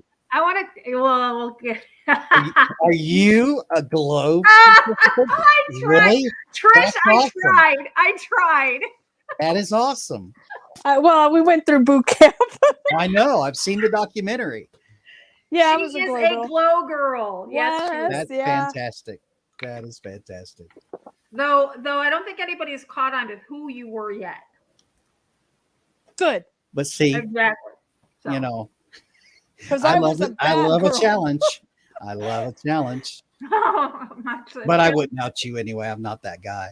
I'm a pretty private person, so I wouldn't out anybody else. Exactly.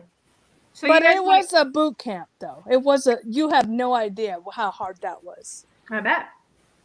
Oh, yeah. I mean, and it was psychological. It was 24/7 too. You know, it was not just, makeup and sunshine. Trust me. It was, you were a bunch of they didn't women teach them how to that do were their trying to makeup and force do their yourself hair. into a man's world. So obviously, your boot camp was going to have to be a little extra than what the guys were going through, because you were getting into a world that wasn't predominantly run by females. So yeah, they were going to give you an extra hard time. So yeah, it was hard work. Yeah, I'll tell you that. And it was like a lot of sleepless nights and in pain, moaning and everything else. A lot of Tiger Balm and stuff. Well, that sounds like being a parent, but still. True. Exactly. Yeah, it wasn't all fun and games, doing the, twirling the hair and putting the makeup on. It was actual. You had to make it look real. Yeah, it was a lot of you got real hurt. pain. Yeah, I did. Yeah. So, yeah, it was hard work, but it was like a boot camp. So, I didn't lose any DNA over it though, like you, like with the, they didn't take my fingerprints and all that. Yeah. Well, you only start losing DNA when you start getting mixed up into some things that, you get charged with, whether you're right or wrong, and then they start taking DNA from you. Yeah. No, thank you. Yeah, that 2010, it was part of my probation that I completed, by the way, with no problems. It was unsupervised. All I had to do was just never get in trouble again, and for that 18 months, and they booted me out, and that's exactly what I did. Paid my fine and moved on. and changed my life. So, talking about spies, you were surprised to hear that Julia Child was a spy? Yeah, I had no idea. Well, you're to be surprised to see who else was a spy. Julia Child. Before she taught the world how to cook, Julia Childs was a spy performing equally inventive work as an employee at the Office of Strategic Services, the OSS, which was a predecessor to the CIA during World War II. She first worked for the OSS in Washington, D.C., and after that in Sri Lanka and China. She worked as chief of the OSS registry. Childs worked as an intelligence officer during the war, coordinating information to the Allies from places like China and Ceylon. Harry Houdini was a spy. Houdini was a Hungarian-American illusionist and stunt performer. His tricks caught the eye of Scotland Yard and the American Secret Service, who asked him to infiltrate Russian police stations to get information for them. Allegedly, some of what Houdini did for the authorities involved going into police stations around the world, insisting on being locked up, and using his escape artistry to wow the local law enforcement. At the same time, he was collecting valuable information using his regularly scheduled tours as cover. Of course, he was traveling around the world. Cary Grant was another one. Cary Grant? Cary Grant was a real-life spy employed by the British government. He was one of the greatest Nazi hunters of Hollywood. He was keeping tabs on suspected Nazi sympathizers during World War II. Marlene Dietrich, German actress who proved herself to the FBI with a great stream of reports from the front line, where she was performing constantly for the U.S. troops during World War II. What about Marilyn Monroe? No, I haven't found. Well, I know she had a badge to Lookout Mountain facility. I'll have to see if she's on the list. Or Greta Garbo. Uh-huh. John Ford, Christopher Lee. Hold on a second. Lookout Mountain. You're in Tennessee, huh? No. Lookout Mountain is on Wonderland Avenue in Laurel Canyon, and it's supposedly where they did a lot of MK Ultra programming. You've heard about Laurel Canyon, right? And all the weird. Yes. But there is a Lookout Mountain facility. I think who's the guy that owns it now? He bought it. Laurie, do you know who I'm talking about? He looks like the girl from Friends. Jared something, maybe. He has the black hair and the blue eyes, and he looks like the lady from Friends. Yeah. So he bought that facility. It's an old CIA, FBI, one of those, That was one of the first places that they did the MK Ultra, wasn't it? Yes, Lookout Mountain facility, and supposedly rumor is that might be where they did some of the moon landing shots. Yes, exactly. So it's a mind control facility on Laurel. It's not on Laurel. It's in Laurel Canyon, which is kind of the canyon vicinity. Not the street Laurel Canyon, but the canyon itself, and it's on Wonderland Avenue. I know so much about this because I worked on Wonderland, 9 houses down from the Lookout Mountain facility and 9 houses down from the Wonderland Murder House. I worked right there on Wonderland Avenue. Oh, wow. California, then. Okay. Yeah, California. Yeah. And it's not that... There's a Lookout Mountain in Tennessee as well. Nice. Near Chattanooga. That's why I asked. Well, you guys, I think Huntsville has a lot of MK Ultra, like weird, suspicious, definitely space-related stuff there in Huntsville.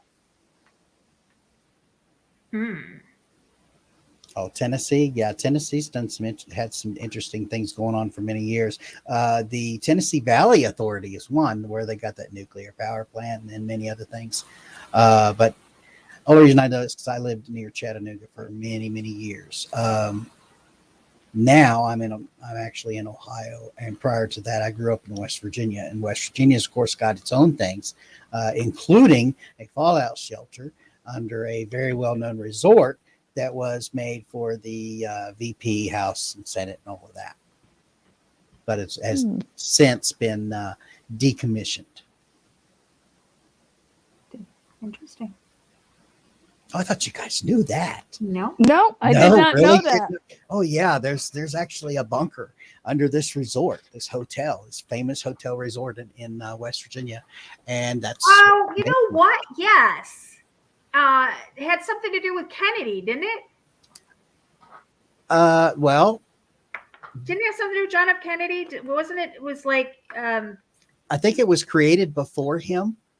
Kennedy became famous in regards to West Virginia when, and I should probably give you the research material I have, when it was found out that Kennedy actually bought the votes in West Virginia, and I have proof of that, by the way. Wow. Yeah. Well, you and I are gonna have to talk about that because I've got hopefully within the next few months we're gonna have an interview with the girlfriend of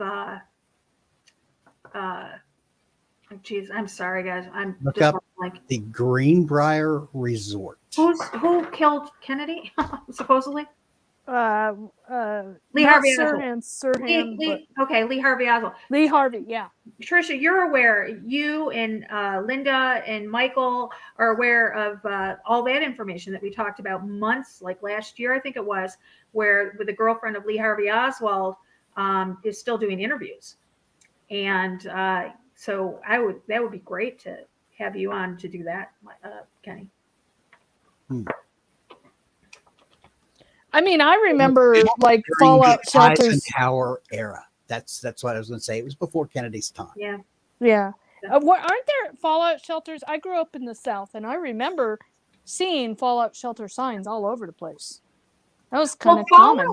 Fallout shelters are very different than bunkers. And a Cold War bunker. A Cold War bunker that was created to house, Congress. All 535 people. That's a big bunker. That's a big one for sure. Yeah. So they had room for all the people, room for supplies, of course, computer systems and things of that nature. Yeah, that's. I've got. Let's see here. That's almost like an underground base. Okay, so when you're watching a sci-fi show, you get to see the opening for the bunker that's in the mountain. Out in, which one, like Stargate, and don't get me started on Stargate, but there's the Stargate television show. They actually go into this bunker back in a mountain, and supposedly, actually during War Games, the first movie, that's the mountain they go back into the bunker for. That's supposedly where NORAD's at. By the way, that's not where NORAD's at. So think that, but think. This is actually all in a mountain in West Virginia under a hotel, of all things. So, yeah, I will post a link here. How far is that to D.C.? Now, see, everybody forgets how close West Virginia is to Washington, D.C. I don't think it's very far. And it's actually in the Appalachian Mountains, which is why it was easy to construct. Well, when I say easy, what I mean is easier than it would be to put it where there's a bunch of water going to be in your way, like it would be in Virginia and D.C., because the aquifer is so close to the top of the ground. Well, I know about Site R. Be in your way, like it would be. Hang on just a second. The aquifer is so close to the top of the ground. We're getting the Well, I know. Yeah, that was me for a second. You're back on the naughty list. Yeah, well, I had to post that link to chat, and the only way to do that is open up another window and then issues. Wait a minute, Kenny. Hold on a minute. Do you have your wrench in this chat room? Oh, got the hiccups. I don't know what I have in this chat room. I see private chat. No. Yeah. Hold on a minute. Okay. I don't know what I have. Well, I was going to. Oh, now I see comments that people are making. Okay. Yeah, but you'd have to go back over on YouTube, you have to go back over on YouTube, into that chat room and type and see if you've got your wrench, because you can put links in there. I don't have a wrench. You should have one. You've got it on the other channel. What other channel? The Global Watchman 1. I wouldn't think so. I was never a moderator or anything. I thought you were. No, ma'am. I was always your technician, your specific. Well, who was I thinking of then? But I've never been a moderator or anything because I didn't want the, responsibility of doing that. Okay. I You've don't know. always Well, offered it. And I just said, that's okay. okay. All right. Then I did offer it. I thought I Oh, thought yeah. I did You offered it many years ago. many years ago. I know, right? I Yeah. think, That'll give you a deep dive if you start looking into the Greenbrier. And oh gosh, yes. That's oh really gosh. interesting.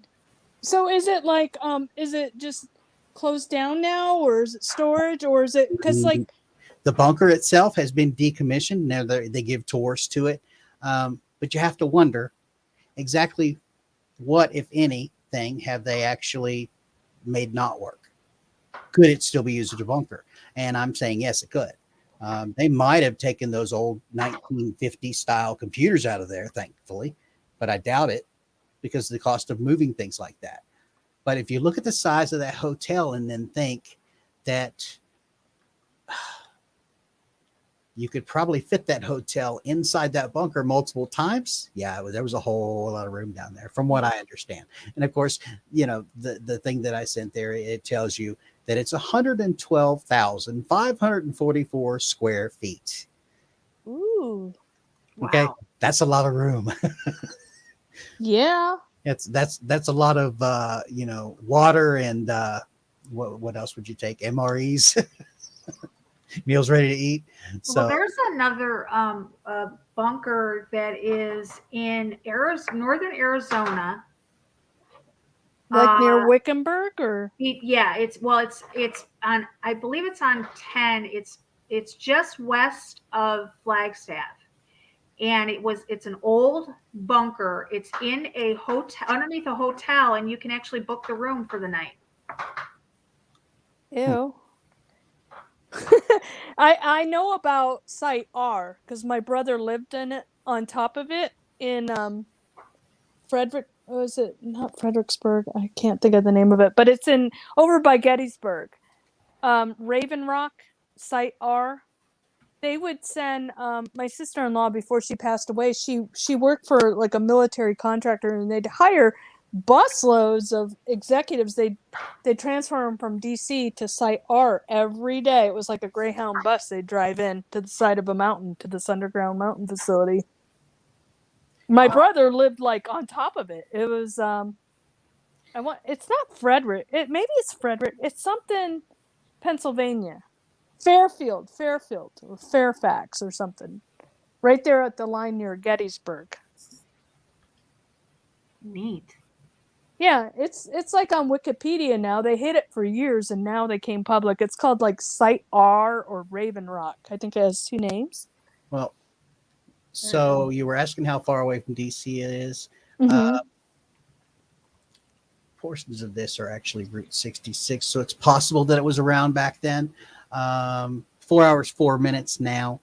I'm going to guess it would probably take 6 hours or so back then. So that's when you're talking about DC and how far away you are, 6 hours is nothing. Yeah, right. And of course, they would have used a bunch of planes. Oh, sure, yeah. And if those deep military underground bases, a lot of them are connected, and they have like tunnel systems that like. Well, they are now. They weren't back then. Yeah, they're but definitely they're like connected now. They're connected now, and it's like supersonic. Like they have like, I don't know, is it some vacuum technology? So where it's like super like. It's an actual airtight tube, and it runs on magnets, I believe. Yeah, magnets. I've heard something in regards to that, but I was thinking more along the lines of a bullet train. Yeah, it is, but it's talking about the magnetization and everything. Yeah. And they're all like connected. So like somebody in DC to get to LA. Of an underground trucking route that is used by our government and military. I don't know if it's or not. I have seen that. There is, but I'm going to warn people. Stay the hell away. No. I'm going to warn people that a lot of the pictures that people are showing and they're saying that it's underground. Look at all these trucks going in the underground, are actually going into the cheese caves in Missouri. It's an underground cave system where they store cheese and trucks. It's massive. It's huge. I've been there before. And I'm claustrophobic. Yeah. Those don't have guard shacks, I'm guessing, right? Yes, they do. Do they really? Okay. Yes. I was going to say the pictures I saw had armed guards. Oh So this they don't have armed guards, but they have these were guard guards. shacks. Most you'd be surprised at most of the shippers and receivers that we go to. We have to go through a guard shack. Really? Oh yeah. Yeah. Interesting. Yeah. We have one. Wear a mask.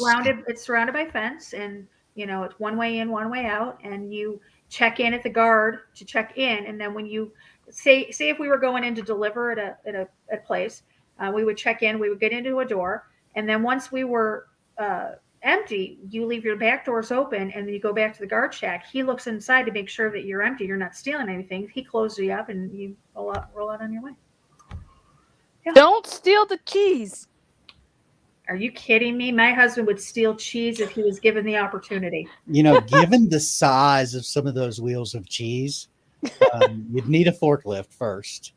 And they're probably worth a lot of money when you consider the size of those. David is hooked on, don't laugh because I think it's disgusting. He is hooked on 25-year-old sharp cheddar cheese. 25-year-old sharp. That's not too bad. 5-year-old. Holler at me when he gets addicted to Limburger. And once no, that in your house. No, not allowed in my house. Not allowed in my house. Yeah. We used to make Limburger sandwiches for the guys when they would go hunting for the wintertime. So the deer would run away. They'd smell them coming. Oh my God. That's what I said to them. They come back and they're like, well, we didn't catch anything. We didn't shoot anything today. Well, no wonder. Did your Limburger? I wouldn't go near you either. Right? Oh God. They could smell it on them. My dad brought some home from the hospital one time because he would get stuff from the hospital when the doctors would have their dinners and things. So he brings home this big chunk of Limburger and puts it in the bottom of the refrigerator. And I swear that thing sat in there for a good, and he would go get a little bite every now and again. And it sat there for like 3 years. Stunk to high heaven. It's supposed to be really mild. Is it? I don't care what it tastes like. If I can't get it past my nose, it ain't happening. My aunt used to keep it in a mason jar in the garage because in the wintertime, how it's cool out there. She used to put it in the garage, and when it would be time for her to make a Limburger cheese and onion sandwich for my uncle, she would walk out into the garage and she would pull it off the shelf, and it was the funniest thing I'd ever seen because I'd only seen my aunt ever pull anything out of the refrigerator. Even she wouldn't even keep it in the house. See, I won't go near gefilte fish either. So. Oh no. Yeah. No. Thank you. That was offered to me. I think that was the one that they pull out during Hanukkah. And so I spent Hanukkah with a friend of mine, and he pulls out this stuff, and I'm like, nope, I'm good. I gotta go. Yeah. That's so funny. Oh my goodness. Well, guys, we are coming up on the 2-hour mark. This has gone by so quickly and so fun. I love doing these. Me too. I do. And I wouldn't have any idea. I've never done one. So. I know. Thank you, Kenny. I finally got you up here. Start adding me, and I'm like, what is she doing? I have no headset on. I'm not prepared for this. That's why we had trouble. I have no exit strategy. I just, okay. She said to stand in front of the bus. I guess I stand in front of the bus. Kat, there's certain people that I consider in my close circle, and my circle is pretty. I mean, I have a pretty big circle when you think about the people that I talk to out on Facebook and stuff, but I have an actual very small circle that I consider people that are my friends. My moderators and everybody that's in my moderator chat is considered that.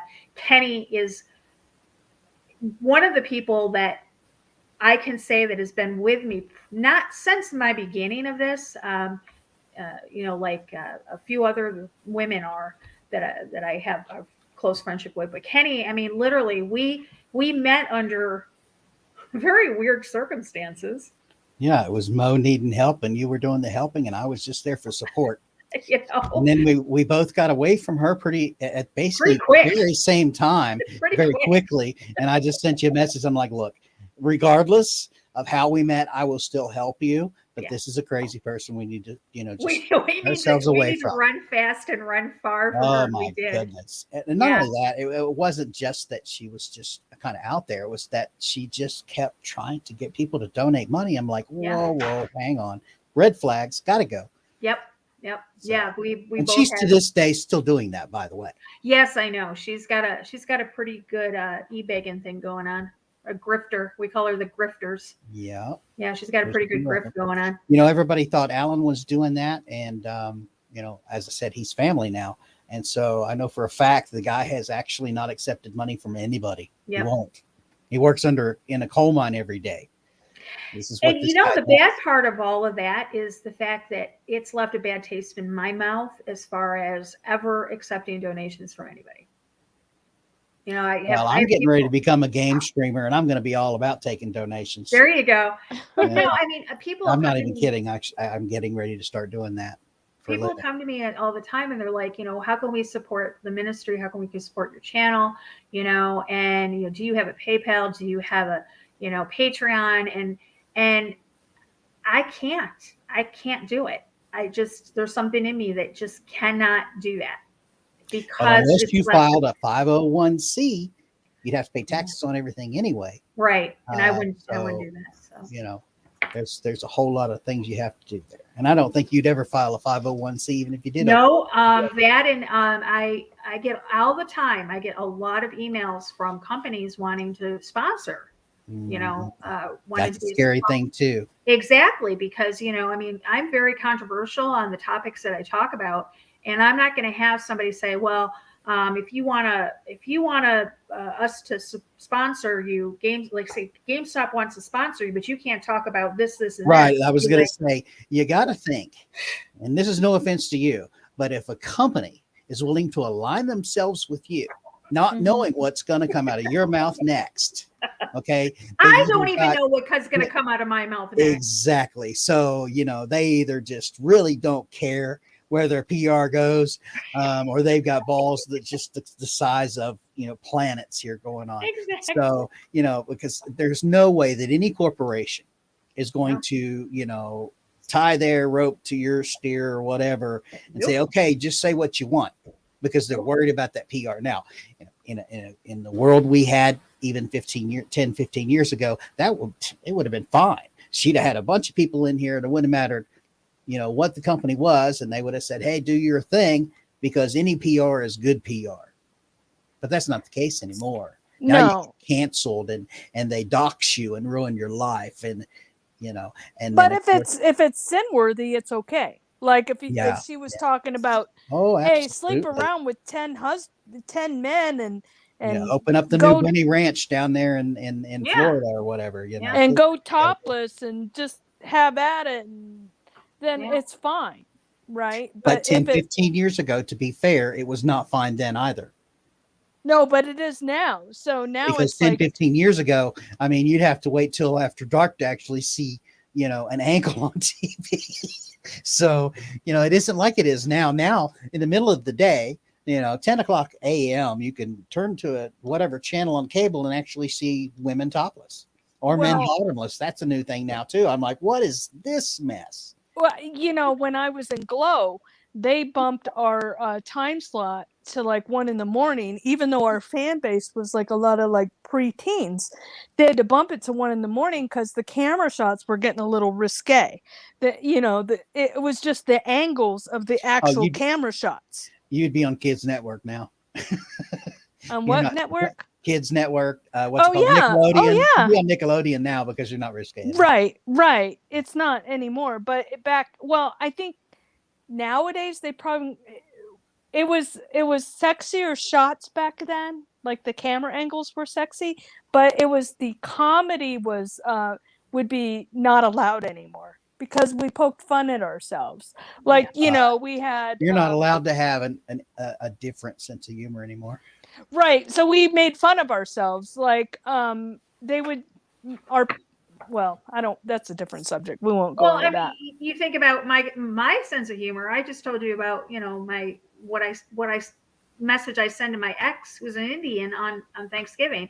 That's my, dark sense of humor. I have a very right. That's actually funny, but a lot of people today would say, "How dare you?" That's why when I said it, I was like, "Look, before you judge me, this is, but." Yeah, I mean, we have to be so politically correct now. There's a lot of things that we did back in the 80s that we wouldn't dream of doing now. Exactly. Not that there was anything wrong with it. There wasn't. It's just not acceptable, I guess. Exactly. But here's the thing but yet you got drag queens reading to our kids in libraries. But that's not funny. That's to them. You got to do this with a straight face. This is serious. So I don't know. It's grooming, plain and simple. Absolutely, it is. And it should be illegal, but apparently there's a gray area in the law, and maybe that needs to be changed. Because see, when you start normalizing something as absolutely horrid as pedophilia, then we have a problem, and that's where it's going. That's what I say. They're being groomed. They're being groomed to see this as a non-issue. Well, that's sexual orientation. No, that's sick. And it's endangering our future, the future of this planet, the future of humanity. Absolutely.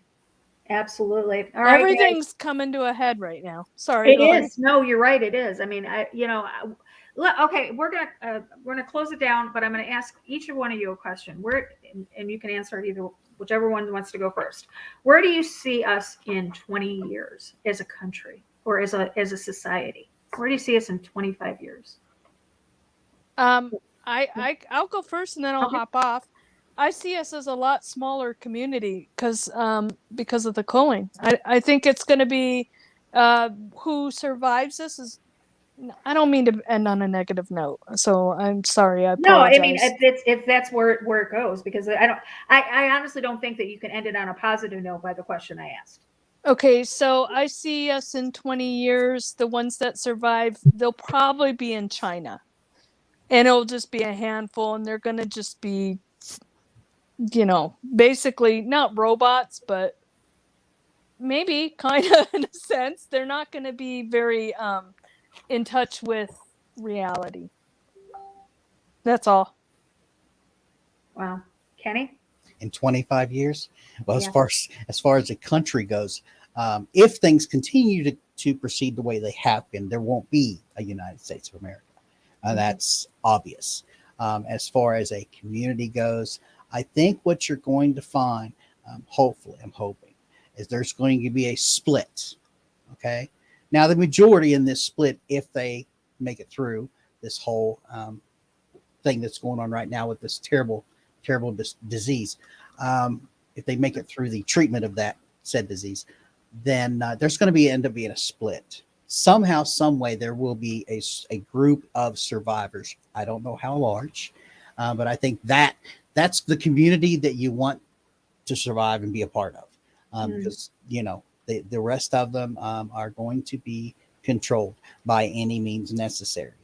Do I think China is going to be the one to do this? I think people tend to forget where China, who China actually belongs to, and how far back that goes. Now, don't get me wrong, if the woman dies, then that may mix some things up. But the Queen of England, at this point, owns most of the planet. Okay? If you go back, when she allowed these countries their freedom, she never said, oh, by the way, I let you own it too. No. She let them form their government. She let them form their own rules and regulations and things, let them have their own currencies. She never once told them they could have the land. Not once. Look it up. She still owns the Cayman Islands. She still owns the United States. She still owns China. She still owns all this. And of course, that gets passed down. They gave up the rule part of the monarchy a very long time ago. The reason they did is because it was a pain in the butt. Yeah. Now they're figureheads, but they didn't need to rule. All they needed to do was own everything. Right. Because they can control through ownership. So hopefully there'll be a group of people on their own surviving somewhere. Honestly, I think it'll end up being in South America, but maybe not. Who knows? It won't be Canada because you can't survive the winters up there, not without electricity and things of that nature. And I think that's going to come to an abrupt halt. That's just part of it. I hope none of that ever happens, but if it does, I'm hoping that a group of survivors breaks away and does their own thing. Yeah. That'll be the only hope for humanity. Otherwise, this whole new world order and let's knock it down to this many people, and that's coming to pass right before our eyes. We just don't realize it. Conspiracy theorist or not, I don't care what you call it.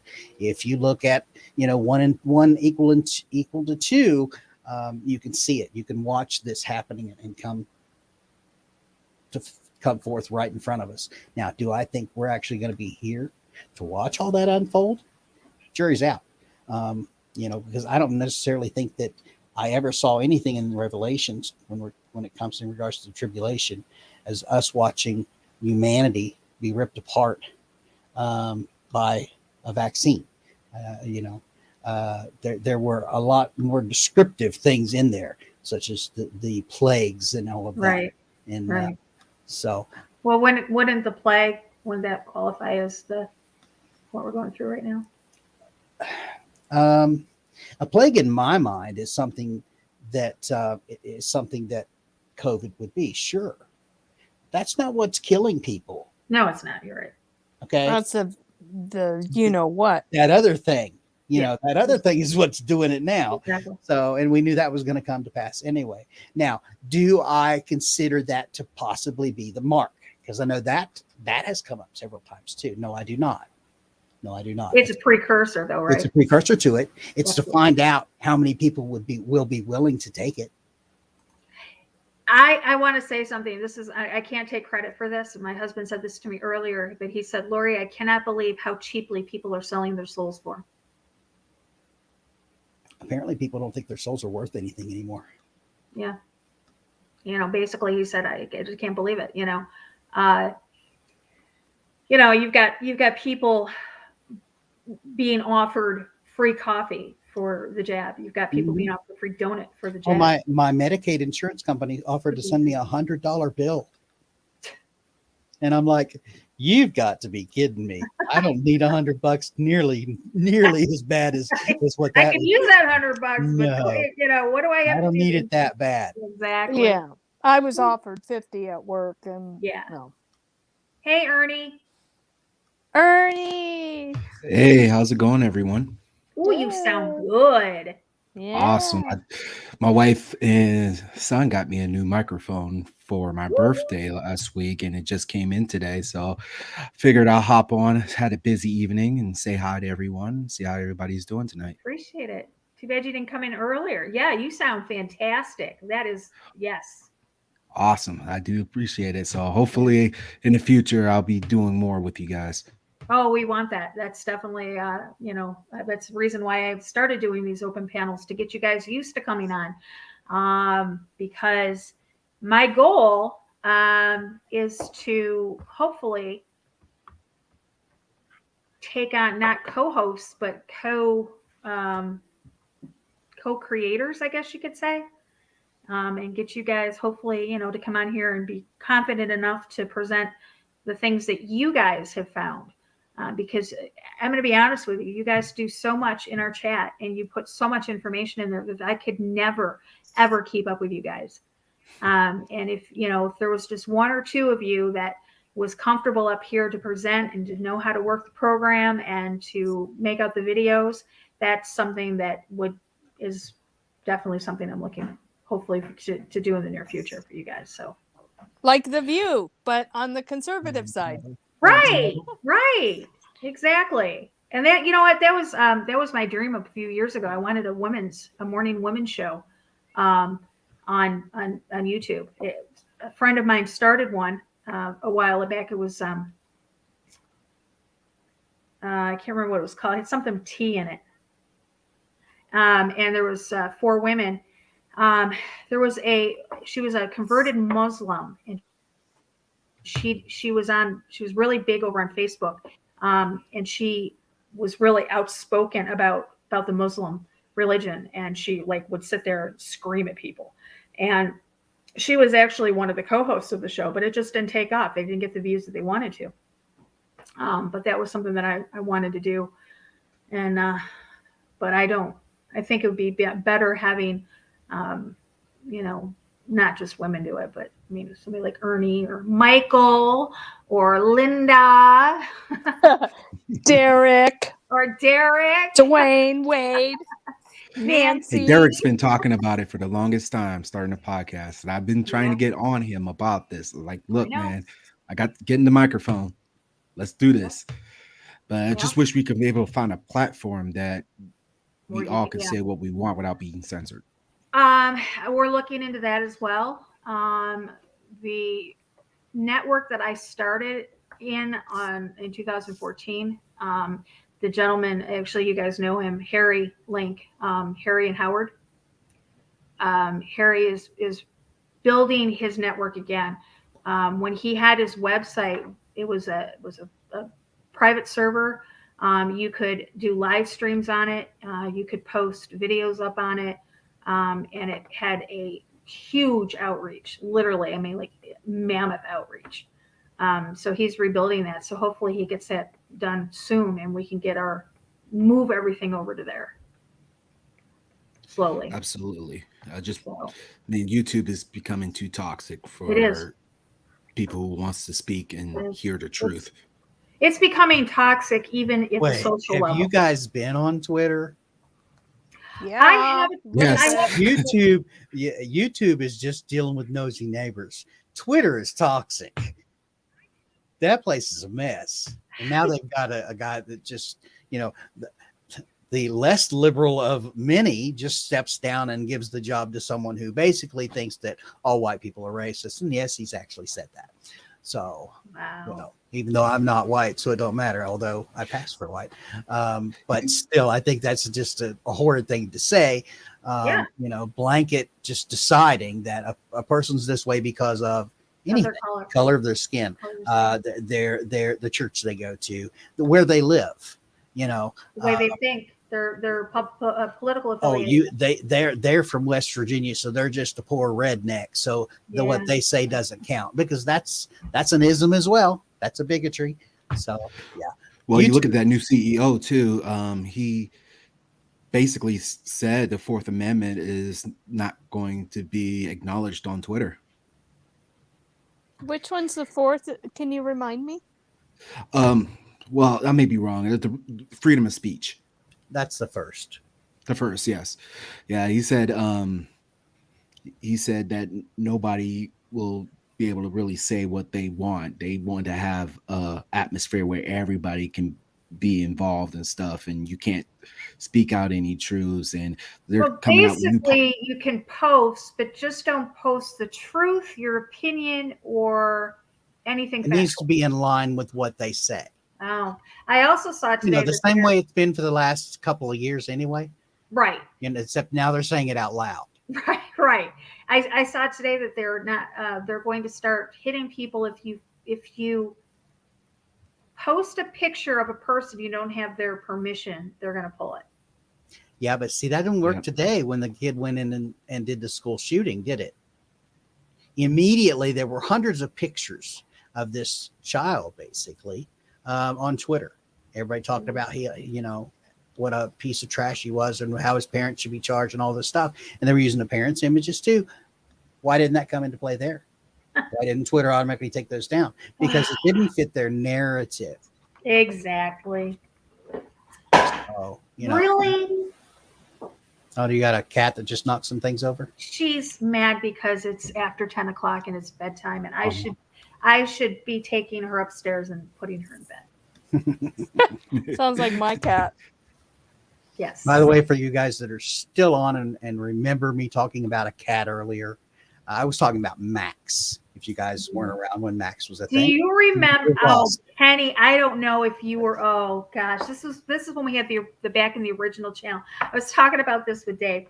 For everybody that doesn't know, Max was my Norwegian forest cat, and he was beautiful, and he was just my love. And he passed away 2 years ago of FIP, and we tried everything we could to save him. And he was only 18 months old when he passed away.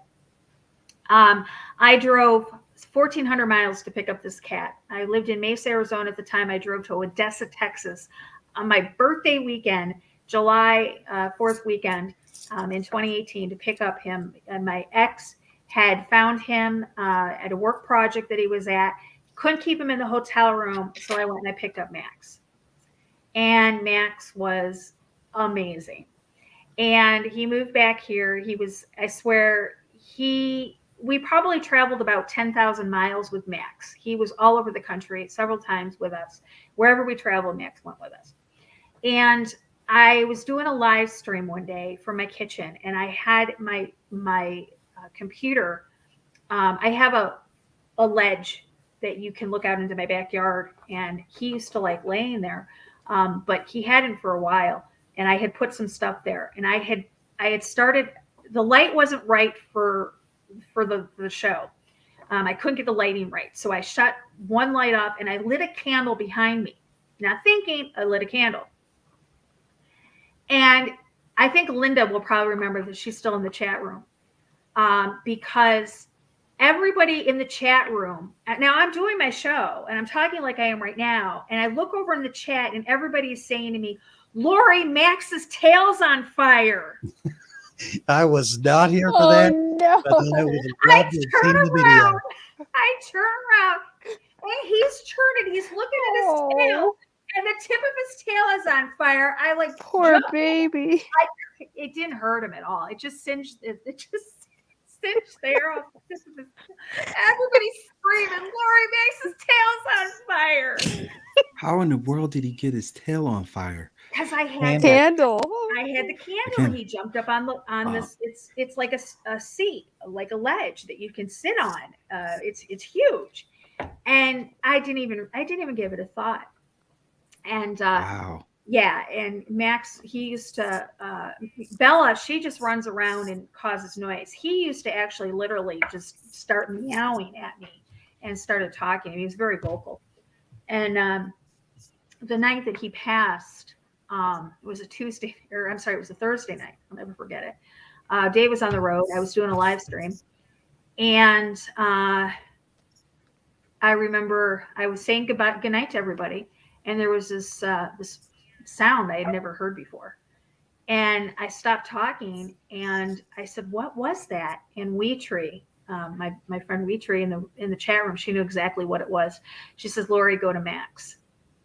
And he did that sound again, and I realized it was him, and I quickly jumped off being live, and just in time for him to pass away in my arms. Wow. But that was Max, and I post a lot of pictures of Max. Everybody loved Max. He had his own YouTube channel. I was going to make a page for him because everybody loved Max. So, okay. Did you? So I joined. Sorry about that. I joined your YouTube, and now all of a sudden I got a video coming up talking about deadly black fungus in COVID patients. Did you see anything about that? Nope. And this doctor posted this 5 months ago. It's weird how these things are popping up. Is that the same one that just died mysteriously? This is Dr. Mike Hansen.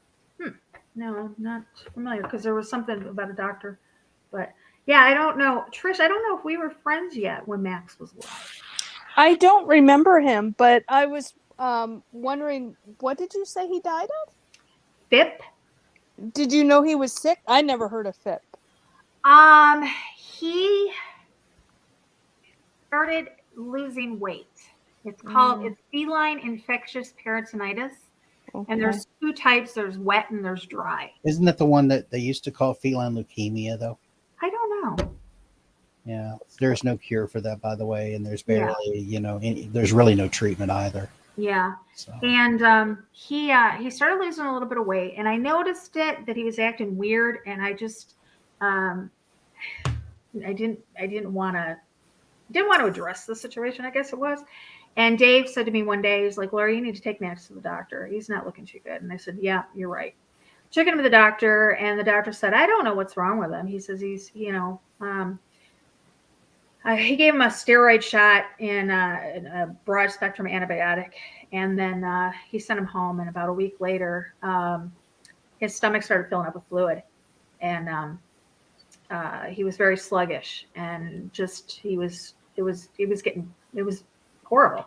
And so I took him to the vet, and that's when the vet told me that he was terminal, and that all they could do was do palliative care on him and keep him comfortable. So he said what they would do is they would continue to remove the fluid out of his belly. And so I went every Wednesday for 5 weeks. I would take Max in to get his belly drained. Pumped? Yeah. No, they would just go in with a needle and pull out in the peritoneal cavity and pull out the fluid. And he would be great. He'd come home. He'd be running around. He'd eat. He'd be fine. It was on a Wednesday we would go. He was fine. He was great. Thursday was good. Friday was good. Saturday he started getting a little. Sunday not so good. Monday, and then by Tuesday he was flat on the bed, and I would have to pick him up and put him in his carrier and take him to the doctor. Get his belly, done again, and then we would go through that process. We did it for 5 weeks. On the 6th week, the doctor. The 6th week we went and, the 6th week, how did it go? 6th week, we went there and he didn't even take me in a room. He came out in the waiting room and took Max in the back and then brought Max back to me. And I said, he's doing great. And he just kind of looked at me and, smiled. And he was great that week. It was marvelous. I didn't think he was that bad. Come Tuesday, he was still up walking around and his belly wasn't that bad. And then Thursday afternoon, I went and got him KFC. He liked chicken. So I went and got him some KFC chicken, and he had that, and he had I was feeding him the baby milk, and he was getting some other nutrients, but he didn't have to go to the doctors that week. And I thought maybe he's turning around, and that's the night he passed away. I can't believe I'm talking about without crying. Dave and I sit here and bawl our eyes out most nights when we talk about him. Well, I just didn't bring it up, but I had to bring it up because I figured they should know which cat I was talking about, having it been so long ago. Yeah, there were pictures of this cat all over the country. Because I remember when you had the cat on the truck. Yeah. Oh, yeah. Hold on a second. I'm going to pull up a picture of him. Hold on a minute. Give me a second. I got to figure out where to drop it. Here we go. I'll drop it here and find it real quick.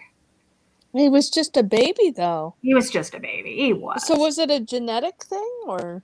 No, it was just something that he. There he is. There's my boy. Aww, so handsome. He's a cutie. He is. He was. It was Max. Maximum Cuteness was his name. It's a good name for him. He was. Let's see if I might have another one. I'm not sure.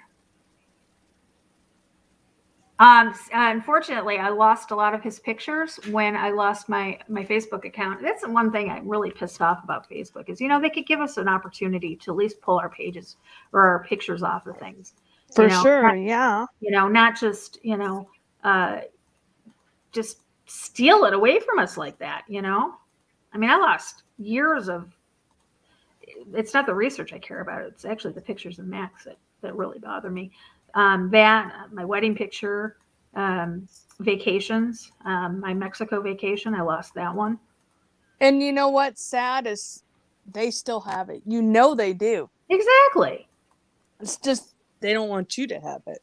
Exactly. We must be punished for speaking the truth. Yeah. Exactly. Germany 2.0. Yeah, it's pretty ridiculous. Yeah, I don't think I have any more on this computer. He's beautiful. That was my Max. Yep. Yeah, he was 18 months old. Too young. Yeah, and he was a talker. Oh my goodness, talk. Mm-hmm. Yeah. Yeah. I think when he met other cats and we would travel, he's like, hi, my name's Max. I'm a gypsy. Yeah. He traveled my God, probably about between 8,000 and 10,000 miles. Where'd you get this software? That I'm using? Yeah, StreamYard. Where'd you get that? It's nothing to download. You just go into Google and you do StreamYard, and it's called open source. Yeah. Okay. I want to learn how to do OBS. Yeah. See, I got you. can't say I'm the guy because I have OBS. I've used OBS. I have streamed just to learn about it, to know enough to help people. So yeah, I could probably help you down the route. But to be entirely honest with you, as long as you've got multiple screens and you can see the chat from StreamYard, is what it looks like to me. So the only thing I didn't like about it was the fact that you can't even tell if you've got anybody in the room watching. Yeah. Unless you've got another tab open. Well, that was funny. If you've got another tab open, it'll show you that there's 20 watching. So that's, I had to open up another tab for that. So there's some features that I wish it had. But all in all, I would, from what I'm seeing right here, unless you're going to actually stream live coverage of something, gameplay, things of that nature, then you're better off with this. Because I've seen the only thing I don't like about this is they don't have picture in picture. Okay. But well, I pay for it every month. My husband pays for it for me. And they keep upgrading it. They keep adding perks to it. So hopefully eventually, So this program you actually pay for. I pay for this, yeah. But you just can get said it was open you source. can get it for free. But the free version of it only gives you so many hours that are free. And I go over those sometimes in a couple of weeks. Yeah, then they shouldn't be calling themselves open source, because open source means that I can get the source code. I can do my own compile of it and add and retract features the way that I want to and never well, then it's not pay open source. anything. So it's not open source. Okay, then it's not considered to be freeware, which means, hey, here's this thing, use it. But if you really like it and want some more features, then you can send us a check every month. Yeah, but I get that, Yeah, that's basically what it is. And we do have a new feature on it, by the way. It's why I'm doing these open panels with these, with my moderators and my research team, is because they have another feature now where I can add on people to use my paid program, and they can come in and do their own thing. Oh, that's kind of cool. Yeah. So. That's kind of cool. Yeah. Yeah, I guess I'll just have to get myself more familiar with OBS. Now, the problems with OBS are going to be choppiness and lag, that type of thing. That's what I ran into before. Right. I was using something, I can't remember what it was, but when I was friends with Ron Johnson of Stranger Than Fiction News, he wanted me to do something, and I downloaded. I think you and I remember he told me to download it on my computer. It was bogging it down. Mm-hmm. And I don't remember what it was, but you tried to help me with that, and we just decided that the thing with OBS because I've gotten into it a little deeper since then, is you want to set your settings. You don't want to just use it out of the box, because it's never set properly. It's always set to these high settings that you're not I know. You know what? system. I went on YouTube. And I started, doing, and I tried setting this. I was just, I can't. I don't. And I think at that point, weren't you doing your streams to like Facebook? At that point still. So Facebook's settings are much, much lower when it comes to, what they actually put out there. Yeah. So it does you no good to have high definition recording. Yeah. When they don't allow anything beyond, I think it's 480p or something, which is technically high def, but it's very low quality. YouTube allows a little better than that. Twitch allows a little better than, I want to say a little better than YouTube. Or at least YouTube gets a little upset if you go full HD on them. But Twitch is a thing as well. I'm just we have the ability to live stream on Twitch. Okay. The only thing that would slow you down is if you're doing like not just talking and people not just seeing you, is if you've got something that you're playing so that there's a live video going on. Okay. If you're doing a live video and you're trying to do a stream, that's when you're going to run into trouble. And I found that the only real cure for that is to run on 2 systems. Yeah. So you've got one system doing the recording. That's actually what I had to do a while back. I was using one of my laptops to actually run the stream. Mm-hmm. That's what I was doing when we still had Hangouts. YouTube still had the Hangouts, Google Hangouts going. And that's how we used to live stream back in the day. that was the only way I could get it to run smoothly, is to use one laptop to actually run the live stream, and then the other laptop to actually show the slides and to run the video. Well, it's a little less complicated than all that now. With OBS, you can actually run both systems concurrently and connected to each other. We'll have to talk about that then. Maybe it's something. Yeah, it's something we'll dive into.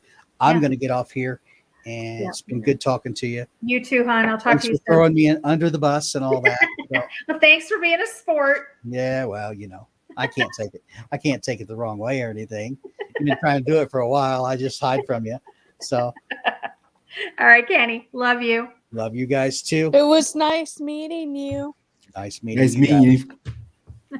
Bye, Kenny. See you later. Oh, see, Ernie, you got to come in earlier. Yeah, Ernie. I know. Sorry, I was working on my basement. That's okay. Getting finished my wife's office down there. So sorry about that.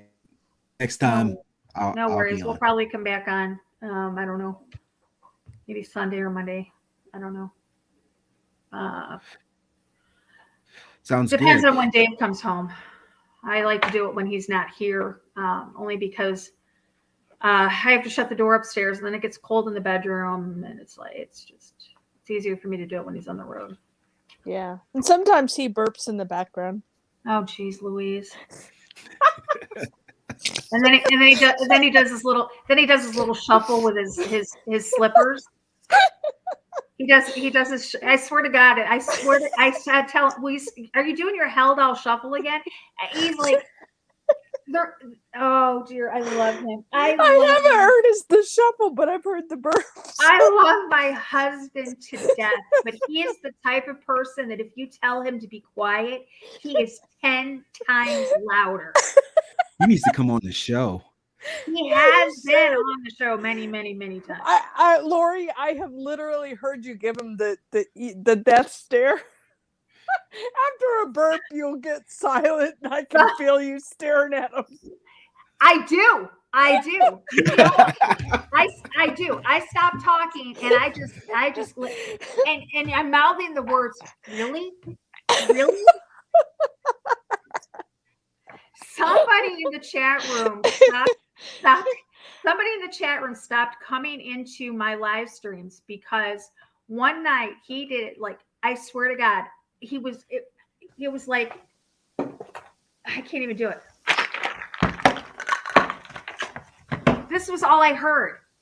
And then he started, I was in the middle of saying something, and he started talking, and it was on the phone, and I turned to her, I said, will you shut the fuck up? And I said it under my breath. I said it under my breath, like, shut the fuck up.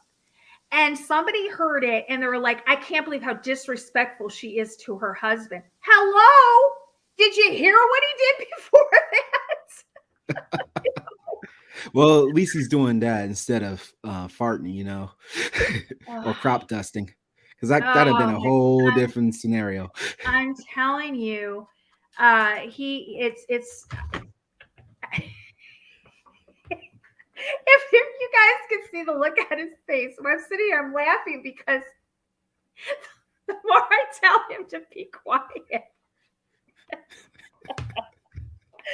louder he gets. He'll sit there, and all of a sudden he'll put his spoon up to his mouth, and I'll be watching him, and he'll slowly move his eyes to make eye contact with me. And then he's like, fine. Then he's like, fine, I'm going upstairs. And then we've got the 5 minutes of him shuffling across the floor. I think me and him will get along great, because that would be something I would do just to troll. You guys all know, you heard him do that shuffle.